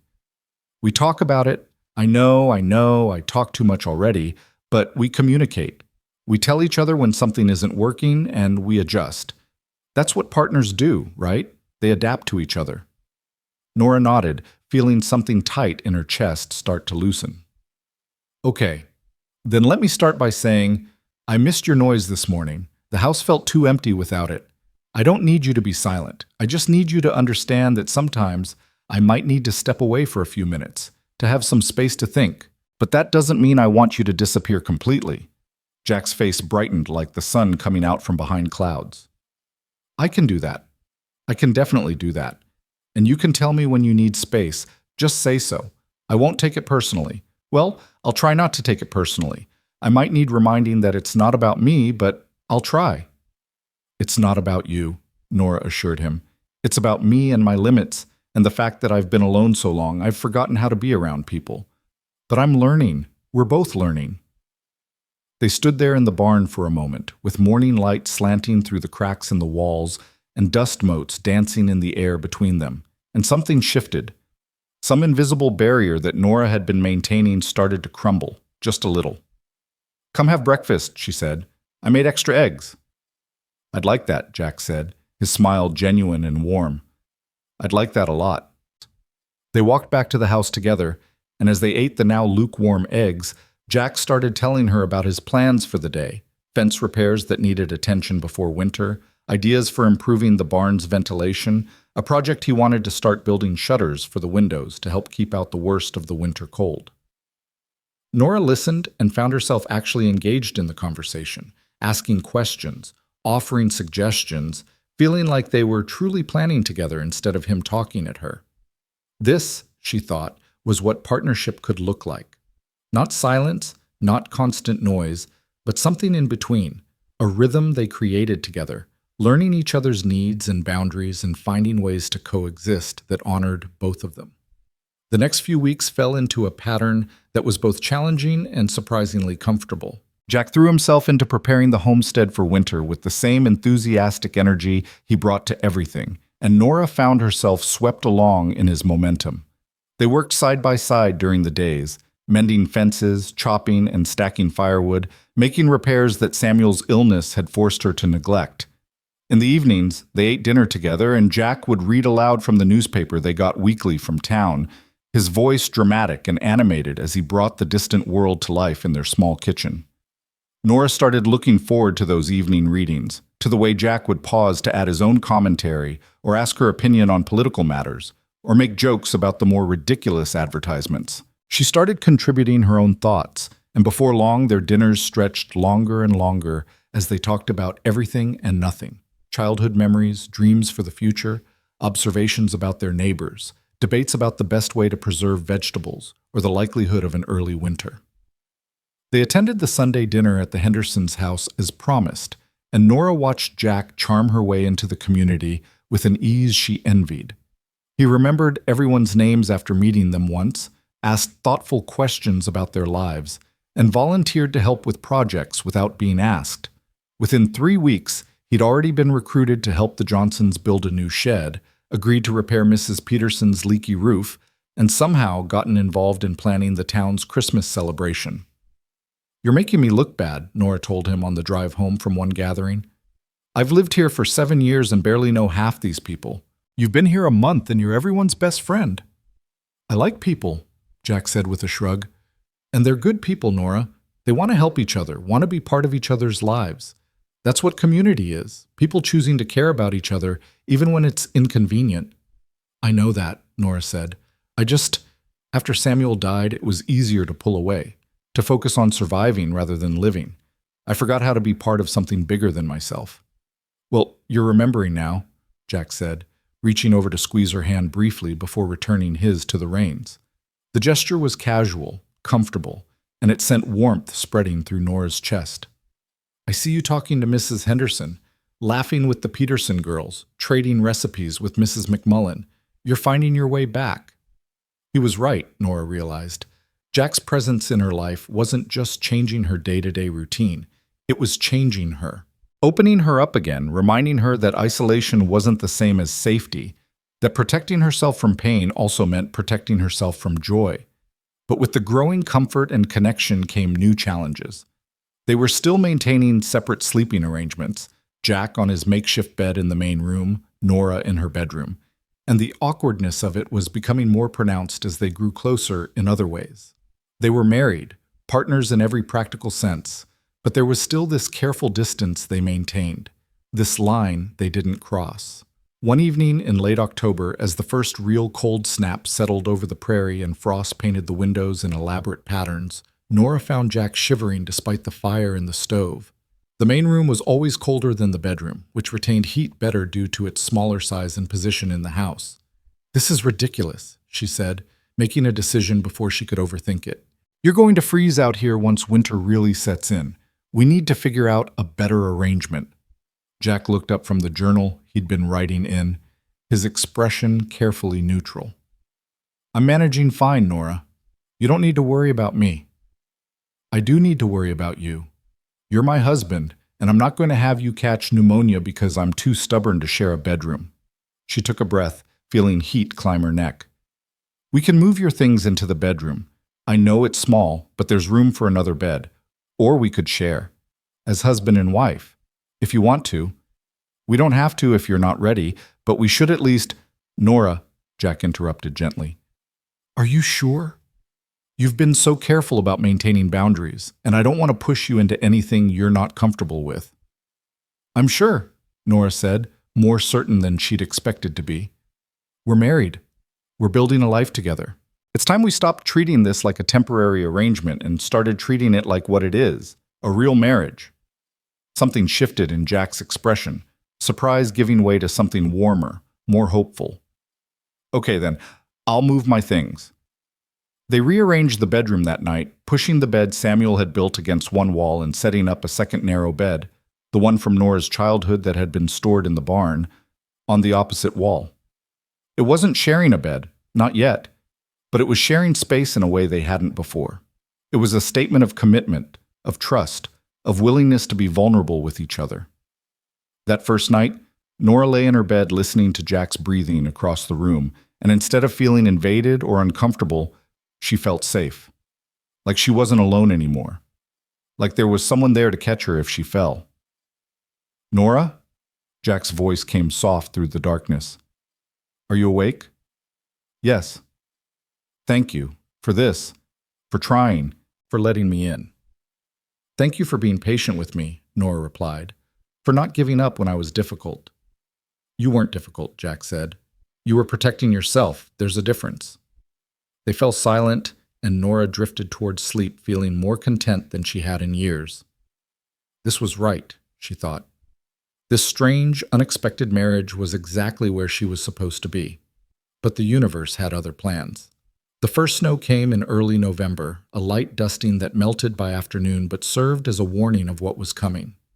Jack worked harder than ever, racing against the approaching winter to finish all the repairs and preparations they needed. He was outside from dawn until well after dark, and Nora noticed he'd stopped talking as much. Not because she'd asked him to, but because he was pushing himself too hard, exhausting himself to the point where he barely had energy for words. You need to slow down, she told him one evening when he came in nearly staggering with fatigue. The work will still be there tomorrow. Winter won't wait for me to work at a leisurely pace, Jack said, his voice hoarse from the cold. There's so much left to do, and I promised you I'd make this place ready. I promised I'd take care of things. You are taking care of things, Nora insisted, but not if you work yourself into exhaustion. Please, Jack, take a rest day tomorrow. We'll work together on whatever's most urgent, and the rest can wait. But Jack didn't listen. He was up before dawn the next morning, already out working by the time Nora woke. She found him repairing the barn roof despite the biting wind, his hands red with cold and his movements slower than usual. Jack Callahan, get down from there right now, she called up to him. Just need to finish this section, he called back. The roof won't patch itself, and if we get a heavy snow before it's fixed— I don't care about the roof, Nora shouted, surprised by the vehemence in her own voice. I care about you not breaking your neck or freezing to death. Get down here. Jack started to argue, started to take another step along the roof's edge, and then his foot slipped on the frost-slicked shingles. Nora watched in horror as he lost his balance, arms windmilling, trying desperately to catch himself. For one terrible moment, she was certain he was going to fall, certain she was about to lose another husband. And the terror that flooded through her was so intense, it took her breath away. But Jack managed to grab the edge of the roof, his hands finding purchase on a beam, and he hauled himself back to safety. He made his way down the ladder with shaking hands, and by the time he reached the ground, Nora was there, her own hands shaking just as badly. You could have died, she said, her voice tight. You could have fallen and broken your neck and died, and for what? For a roof that can wait another day?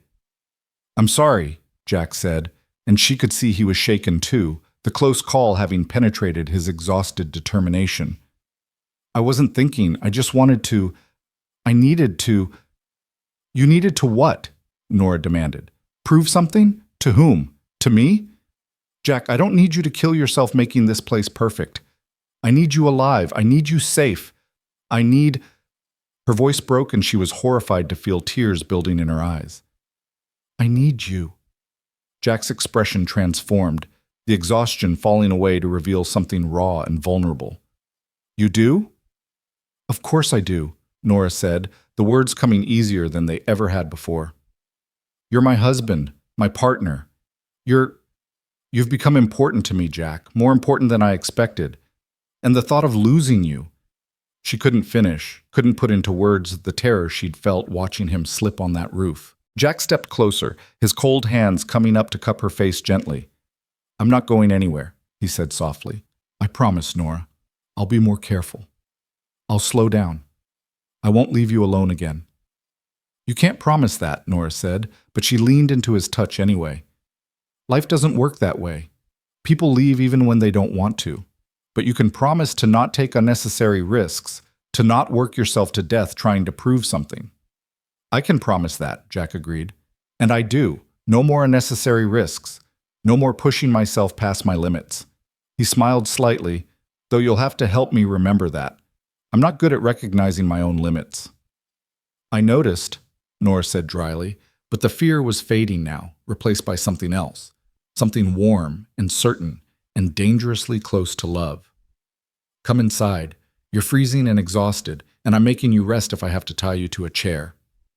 Jack laughed, the sound tired but genuine. Yes, ma'am. I wouldn't dare argue with you when you're in this mood. They went inside together, and Nora made him sit by the stove while she heated water for coffee and put together a late breakfast. As she worked, she kept glancing at him, reassuring herself that he was really there, really safe, really hers. When had that happened? When had Jack Callahan transformed from an unwanted disruption in her carefully ordered life to someone she couldn't imagine losing? She couldn't pinpoint the exact moment. It had been gradual, like ice melting in spring, so slow you didn't notice until suddenly everything had changed. Nora? Jack said, pulling her from her thoughts. Come sit with me for a minute. The food can wait. She did, settling into the chair beside him, and he reached for her hand, lacing their fingers together. His hands were still cold, but they were steady and strong and real. I haven't been entirely honest with you, he said quietly, about why I was pushing so hard. Nora tensed. What do you mean? I told you about Margaret, about the fire, but I didn't tell you. I wasn't there when she needed me. I was working, always working, trying to build a future for us, but missing the present in the process. And when she died, all I could think was that I'd failed her. That if I'd been there, if I'd been home instead of on some job site, maybe I could have saved her. He paused, his grip on her hand tightening. I've been working myself to exhaustion here because I wanted to make sure I never failed you the way I failed her. I wanted to prove that I could take care of you, that I could be worthy of the second chance you were giving me. Oh, Jack, Nora said, her heart breaking for him. You didn't fail Margaret. You couldn't have known what would happen. And you're not failing me. You've been nothing but good and kind and helpful since you arrived. But I don't need you to prove anything. I just need you to be here, to be present, to be alive. That's enough. You're enough. Am I? Jack asked, and there was such uncertainty in his voice, such deep-seated doubt that Nora understood suddenly that his constant talking, his endless energy, his determination to be useful, it was all armor. All ways of proving he deserved to take up space in the world, that he had value, that he wouldn't be abandoned again. You are, she said firmly. Even if you weren't useful, even if you couldn't fix a single thing or build anything or contribute to the farm at all, you'd still be enough, Jack. Because you're a good person, because you make me laugh, because you've helped me remember how to be part of the world instead of just existing in it. Because you're you, and that matters. Jack's eyes were bright with tears he didn't try to hide. I think I'm falling in love with you, he said, his voice barely above a whisper. I know it's too soon. I know you don't feel the same way. But I needed to say it. Needed you to know. Nora's breath caught. Love. The word felt too big, too complicated, too terrifying. She'd loved Samuel, and losing him had nearly destroyed her. Could she really risk that kind of pain again? Could she open herself up that completely? But looking at Jack's face, seeing the hope and fear there in equal measure, she realized she didn't have a choice. She'd already started falling, had been falling since the moment he'd leaped off that train with his booming laugh and his endless stories. Maybe even before that, when she'd read his first letter and felt something spark to life in her long-dormant heart. "I think I might be falling in love with you too," she admitted, the words feeling like a leap off a cliff. "And it terrifies me. But I'm willing to be terrified if you are." Jack's smile was incandescent. "I'm very willing to be terrified with you." He leaned in slowly, giving her time to pull away, and kissed her, really kissed her, not the brief peck they'd shared at their wedding, but something deeper, more meaningful, full of promise and possibility. Nora kissed him back, letting herself feel it, letting herself want it, letting herself hope that maybe this time love wouldn't end in loss. When they finally pulled apart, both breathing hard, Jack rested his forehead against hers. "So," he said, his voice warm with amusement, "does this mean I can stop sleeping in a separate bed? Because I have to tell you, that narrow cot is murder on my back." Nora laughed. Actually laughed, the sound surprising her with its lightness. "Yes, you fool, you can share my bed, our bed." "Best news I've heard all week," Jack said, and kissed her again. That night, for the first time since they'd been married, they shared a bed properly. Jack's arms wrapped around her, his warmth chasing away the November cold, his steady breathing a comfort instead of an intrusion. And as Nora drifted toward sleep, she thought about how wrong she'd been in that advertisement. She hadn't needed a quiet, serious man at all. She'd needed exactly this. Someone loud enough to break through her isolation, enthusiastic enough to remind her how to live, and broken enough to understand that healing wasn't about forgetting the past, but about building something new, despite it. She'd needed Jack Callahan, whether she'd known it or not. And as the first real blizzard of winter began to howl outside their small house, Nora Callahan held her husband close and felt for the first time in 3 years completely and utterly at home. The blizzard that began that November night lasted 3 days, burying the prairie under 2 feet of snow and trapping Jack and Nora inside their small house with nothing but each other for company. It should have been difficult. 2 people still learning each other's rhythms, confined to a small space with nowhere to escape. But instead, those 3 days became something precious, a kind of honeymoon they hadn't had after their hasty wedding. They spent the hours talking, really talking, sharing stories from their childhoods and dreams for the future. Jack told her about growing up near the Boston docks, about his father teaching him to tie sailor's knots before the sea took him, about his mother's fierce determination to give her children better lives than she'd had. Nora told him about her parents, taken too soon by cholera, about the aunt who'd made her feel like a burden, about meeting Samuel and building a life from nothing but hope and hard work. They cooked together, Jack proving surprisingly competent at making bread despite his claims of kitchen incompetence. They played cards by lamplight, and Nora discovered Jack was a terrible bluffer who told elaborate lies about his hands that made her laugh until her sides hurt. They read aloud from the only book in the house, a worn Bible that had been Samuel's, and argued good-naturedly about interpretations of parables. And at night, they learned each other in the darkness, the storm providing a kind of privacy even in their small house. Jack was gentle and patient, understanding without words that this was difficult for Nora, that letting someone in physically was tied up with all her fears about letting someone in emotionally. He never pushed, never demanded, just offered affection and warmth and waited for her to come to him. By the time the storm cleared and they could finally venture outside to dig out the barn and check on the animals, something had fundamentally shifted between them. They moved around each other with an ease that came from intimacy, from truly knowing each other. Jack still talked constantly, but Nora found she no longer minded. His voice had become the soundtrack of her life, as essential as the wind and the creak of the house settling and the sound of her own heartbeat. Winter settled in for real after that first blizzard, bringing bitter cold and regular snowfalls that transformed the prairie into an endless expanse of white. They'd prepared well. The barn was tight and warm. The animals had shelter and food. The root cellar was full, and they had enough firewood stacked to last until spring. But even with all their preparations, Winter on the Nebraska prairie was hard, requiring constant vigilance and work. Jack threw himself into the daily tasks with the same enthusiasm he brought to everything. But Nora noticed he was better now about pacing himself, about taking breaks when she suggested them, about not pushing past exhaustion in some misguided attempt to prove his worth. He'd learned to accept that he didn't need to earn his place in her life. He already had it, simply by being himself. One particularly brutal January morning, when the temperature had dropped so low that water left in a cup overnight froze solid, they woke to find Bess the cow had gone into labor. It was early, too early, and Nora's heart sank when she saw the situation. Difficult births in winter were dangerous for both cow and calf, and they couldn't afford to lose either. "What do we do?" Jack asked, his face pale in the lamplight as they stood in the barn watching Bess struggle. "We help her through it," Nora said, rolling up her sleeves despite the cold. "I've done this before, but it's not easy. The calf is breech, coming out wrong. We need to turn it."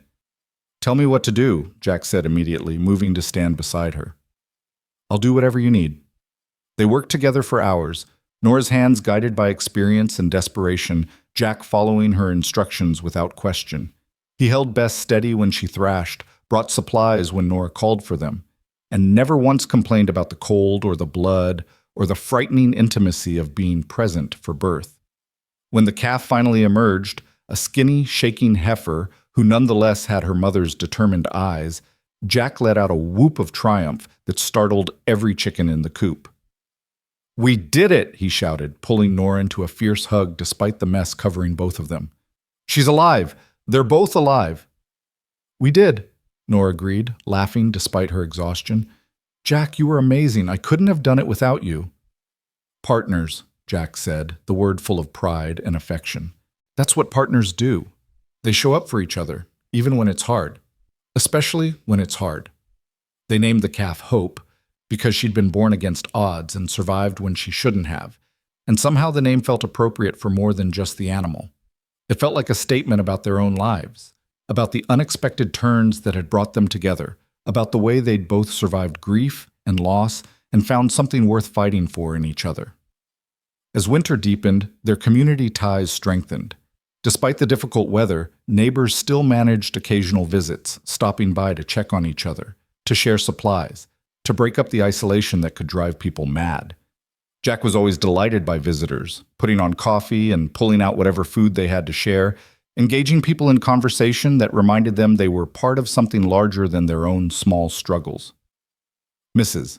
Henderson visited one bitterly cold February afternoon, ostensibly to bring them a jar of her famous pickles, but really to satisfy her curiosity about how the newlyweds were faring. Nora made tea while Jack regaled her with the story of Hope's birth, embellishing it with dramatic gestures that made even the telling exhausting. "You two seem happy," Mrs. Henderson observed after Jack had finally paused for breath. "Really happy. Not just content, but joyful." "We are," Nora said, surprising herself with how easily the admission came. "It's not what I expected, but it's good. Better than good." "That's because you got exactly what you needed, instead of what you thought you wanted," Mrs. Henderson said wisely. "The Lord has a funny way of doing that, giving us what we actually need even when we're too stubborn to ask for it properly." After she left, Jack turned to Nora with a curious expression. "Do you really think that? That I'm what you needed instead of what you wanted?" "I think," Nora said carefully, "that I didn't know what I needed when I placed that advertisement. I thought I wanted someone quiet and serious because that felt safe. But safe isn't the same as happy. You make me happy, Jack. Even when you drive me crazy with your constant talking and your terrible jokes and your inability to sit still for 5 minutes, you make me happy." "Even my terrible jokes?" Jack asked with mock offense. "I'll have you know my jokes are excellent. You just don't appreciate sophisticated humor." "Your jokes are awful, and you know it," Nora said, but she was smiling. "That one about the chicken and the fence post, absolutely dreadful." "You laughed." "I laughed at how bad it was," Nora corrected, but Jack was already pulling her into his arms, kissing her protests away, and she forgot entirely what they'd been arguing about. These were the moments Nora treasured most. The easy affection, the playful banter, the sense that she could be completely herself with him without fear of judgment or rejection. Jack had seen her at her worst, grieving, angry, closed off, and loved her anyway. And she'd seen him at his worst, exhausted, doubting, haunted by ghosts, and loved him anyway. Because it was love now, fully and completely. She'd stopped fighting it, stopped questioning it, stopped trying to protect herself from the possibility of future pain. Love was a risk, but it was also the only thing that made life worth living. She'd learned that from losing Samuel, and she'd relearned it from finding Jack. But just when everything seemed settled, when they'd found their rhythm and their happiness, winter delivered one final, terrible blow. A massive storm rolled in during the second week of March, the kind of late-season blizzard that was especially dangerous because people had started to relax, thinking winter was nearly done. The sky turned an ominous gray-green, and the wind began to howl with a ferocity that made even Jack fall silent. "We need to secure everything," Nora said, her stomach tight with worry. "This is going to be bad." They worked frantically to prepare, bringing in extra firewood, making sure the animals were sheltered, securing anything that could blow away. They'd just finished when the storm hit with a violence that made the November blizzard seem like a gentle snow flurry in comparison. Wind screamed around the house, rattling the shutters Jack had built and finding every crack and gap in the walls. Snow fell so thick they couldn't see more than a few feet beyond the windows. They huddled by the stove, feeding it constantly to fight the cold that crept in despite their preparations. Hours passed, then a full day, then another. The storm showed no signs of abating, and their woodpile inside was dwindling faster than Nora had anticipated. "I need to get more wood from the shed," Jack said on the evening of the second day. "Absolutely not," Nora said immediately. "It's too dangerous. The wind alone could knock you down, and in this whiteout you could get turned around between here and the shed. People have died going 20 feet from their houses in weather like this." "We'll freeze without more wood," Jack pointed out. "The temperature's still dropping, and we're almost out." "Then we'll huddle together and share body heat and burn furniture if we have to," Nora said fiercely. "But I'm not letting you go out in that storm, Jack Callahan. I won't lose you." "And I won't let you freeze," Jack said, his voice gentle but determined. "Nora, I love you, which means I'm not going to sit here and do nothing while you're in danger. I'll tie a rope from the door to the woodshed so I can't get lost. I'll be careful. But I'm going." "Then I'm coming with you," Nora said, already reaching for her coat. "The hell you are," Jack said, with more force than she'd ever heard from him. "If something goes wrong, at least one of us needs to stay safe. Please, Nora, let me do this. Let me take care of you the way you've taken care of me." Every instinct Nora had screamed at her to refuse, to tie him to a chair if necessary, to do anything to keep him safe inside. But she saw the determination in his eyes, the need to prove to himself that he wouldn't fail her the way he thought he'd failed Margaret, and she understood that sometimes love meant letting go, meant trusting someone else to make their own choices, even when it terrified you.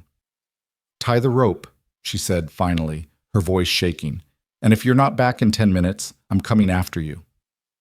Jack kissed her, hard and desperate, then set about preparing.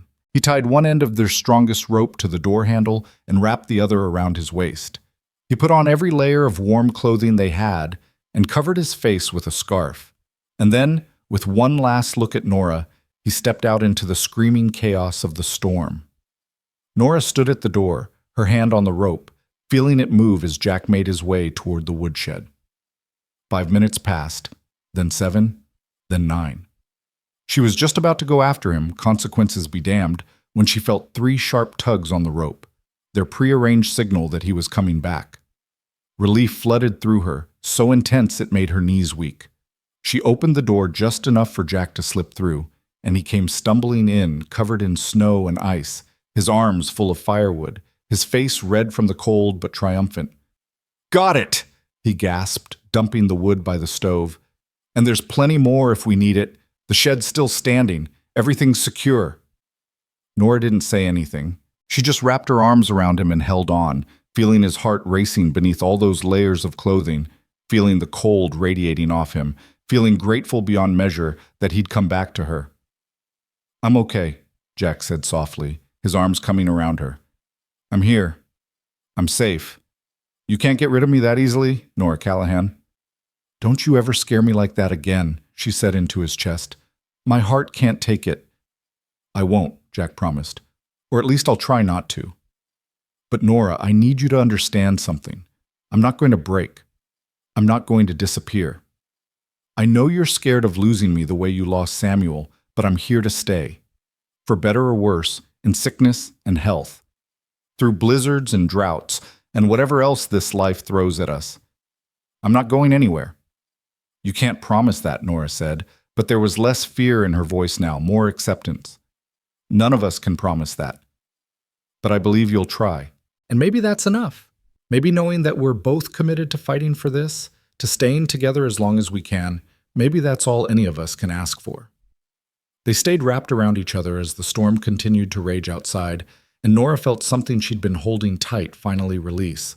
The fear of loss would probably never completely go away. It was part of loving someone, part of the price you paid for connection.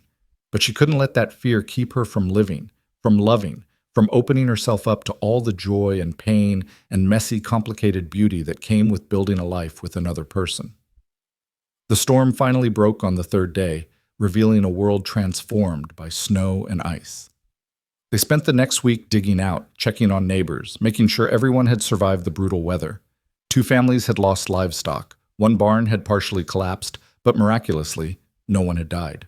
The community came together to help those who'd suffered losses, and Jack was at the center of it all, organizing work crews and making sure resources were distributed fairly. You're good at this, Nora told him one evening after he'd spent the day helping the Johnsons rebuild their barn. Being part of a community, bringing people together. You found your place here. We've found our place, Jack corrected. I couldn't do any of this without you, Nora. You're the one who keeps me grounded, who reminds me to take care of myself while I'm taking care of others. You're my anchor. And you're my sail, Nora said. You keep me moving forward instead of staying stuck in one place. We balance each other. Spring came eventually, as it always did, bringing with it mud and new green growth and the promise of another year. They planted their garden together, Jack digging while Nora followed behind, dropping seeds and covering them with soil. They expanded the chicken coop and added 3 new hens. They started building the addition to the house that Jack had mentioned on their wedding day, a proper parlor and a second bedroom. Why do we need a second bedroom? Nora asked as they laid out the foundation. We're only 2 people. Jack paused in his work, his expression suddenly uncertain. Well, I hoped, maybe eventually we might need more space. For a family, if you wanted that. I know we haven't talked about it, but you want children? Nora asked, her heart doing something complicated in her chest. She'd had children with Samuel in their plans, but the influenza had taken him before those plans could become reality. She'd thought that chance had passed her by, that at 32 she was too old, too set in her ways, too damaged by loss to consider starting a family. I want whatever future we build together, Jack said carefully. If that includes children, wonderful. If it doesn't, that's wonderful too. I just want you, Nora. Everything else is negotiable. I think, Nora said slowly, I think I might want children. With you. Eventually. When we're ready, if it happens. The smile Jack gave her could have powered the sun. He picked her up and spun her around, laughing that booming laugh that had once driven her mad, and now made her feel more at home than any sound in the world.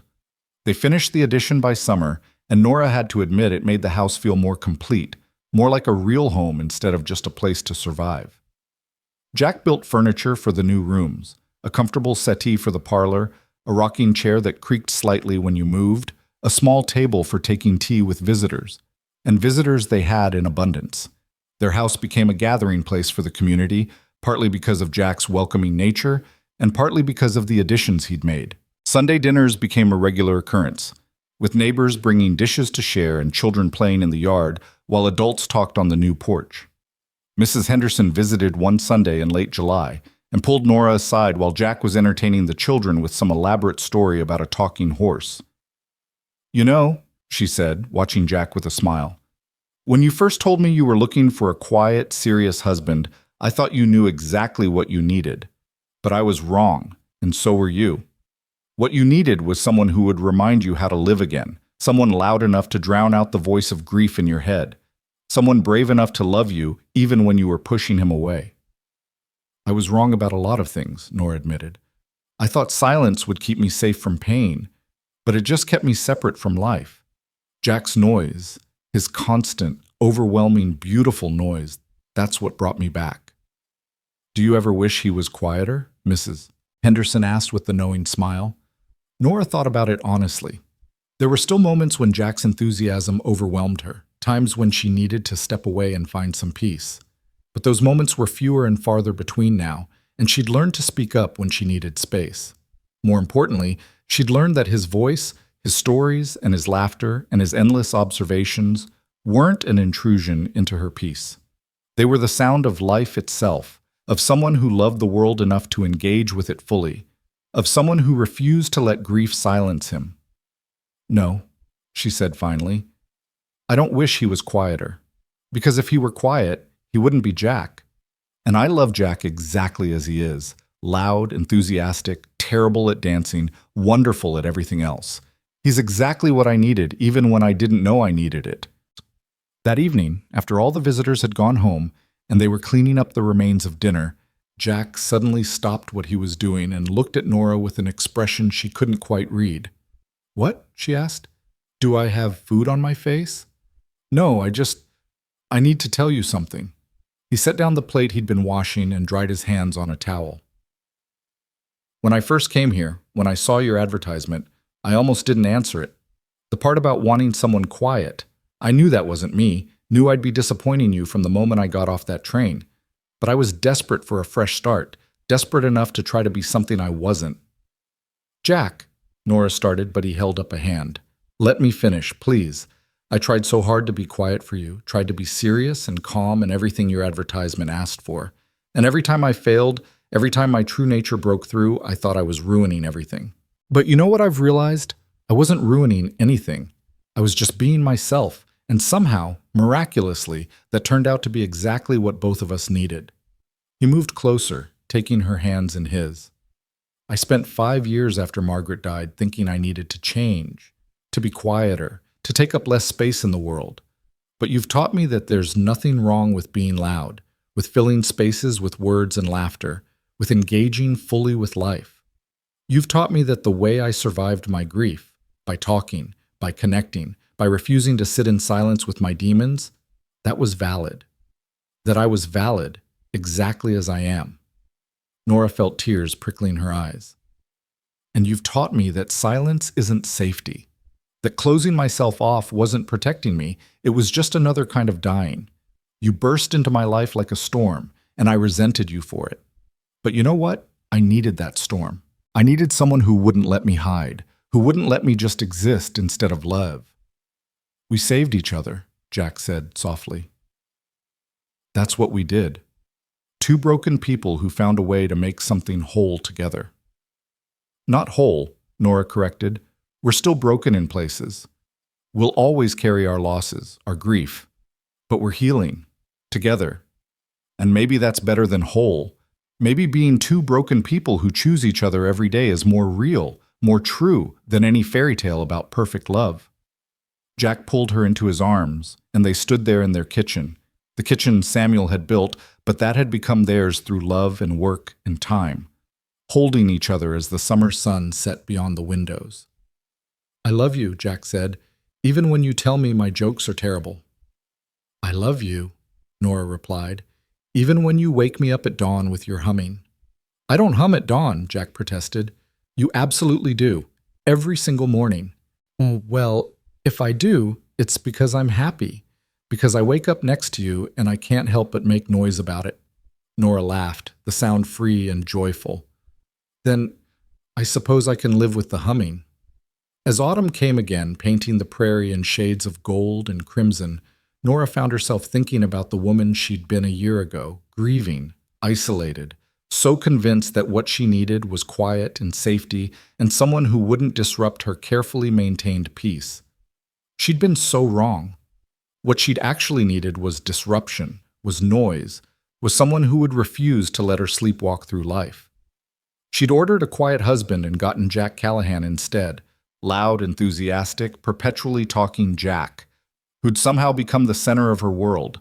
And now, a year later, she couldn't imagine it any other way. One evening in late October, exactly 1 year after that first terrible blizzard that had trapped them inside together, they sat on their porch watching the sunset.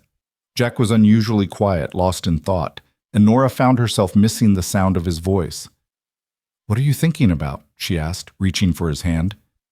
"Margaret," he said softly, "and Samuel. And how they'd probably approve of this, of us. I think they'd be happy that we found each other, that we're building something good from the ashes of our grief." "I think so too," Nora agreed. "Samuel would have liked you. You're more talkative than he was, but you have the same good heart, the same dedication to taking care of what's yours." "And Margaret would have liked you," Jack said. "She'd appreciate how you keep me grounded, how you call me out when I'm being ridiculous, how you love me despite all my flaws." They sat in comfortable silence for a moment, honoring the memory of the loves they'd lost, acknowledging that those losses had shaped them but no longer defined them. Then Jack spoke again, his voice carrying that familiar enthusiasm that meant he'd just had an idea. "I was thinking, next spring, maybe we should plant a tree. 2 trees, actually, an apple tree for Margaret, and what was Samuel's favorite?" "Oak," Nora said, her throat tight. "He always said oaks were the kings of trees, strong and lasting." "Then an oak for Samuel. We'll plant them on the east side of the house, where they'll get morning sun. And as they grow, they'll be a reminder that good things can come from grief, that loss doesn't have to mean the end of everything. It can also mean the beginning of something new." "I love that idea," Nora said. "I love you." "I love you too," Jack said, then grinned. "Even when you tell me to stop talking." "I haven't told you to stop talking in months," Nora pointed out. "That's because you've finally learned to appreciate my sophisticated conversational skills. That's because I've finally gone deaf from overexposure to your voice." "Rude," Jack said, but he was laughing. "Deeply rude to your loving husband who would do anything for you." "My loving, loud, ridiculous husband," Nora corrected, leaning over to kiss him. "Who I wouldn't trade for anything, not even for the quiet, serious man I thought I wanted." "Good," Jack said. "Because you're stuck with me now, for better or worse, remember?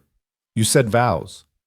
"I remember," Nora said, "and I'd say them again. Every day I'd choose you." "Every day I'd choose you too," Jack replied. As darkness fell and the first stars appeared in the vast prairie sky, they went inside together, into the house that had been hers alone but was now theirs, into the life they'd built from loss and hope and unexpected love. Jack started telling her some elaborate story about something that had happened in town that day, his voice filling the small space with warmth and life and presence. And Nora listened, really listened, and found joy in every word. Because she'd learned something important in the years since Jack Callahan had leaped off that train and into her life. Silence wasn't peace. Silence was just the absence of sound.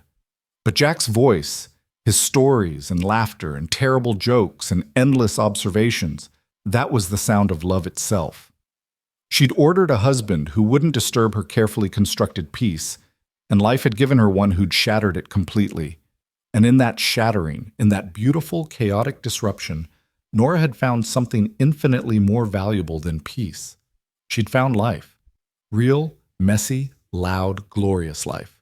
And she'd found love, the kind that heals even as it challenges, the kind that changes you for the better, the kind that makes every day worth celebrating, the kind that sounds like Jack Callahan's voice, filling up all the empty spaces in her heart that she hadn't even known were there. And every morning when she woke to the sound of his humming, every evening when she listened to his stories, every moment in between when his presence reminded her that she was no longer alone, Nora thanked whatever force had brought them together. She'd thought she wanted silence, but what she'd really needed, what had saved her in the end, was noise. Beautiful, overwhelming, life-affirming noise. The sound of her husband, the sound of home, the sound of love.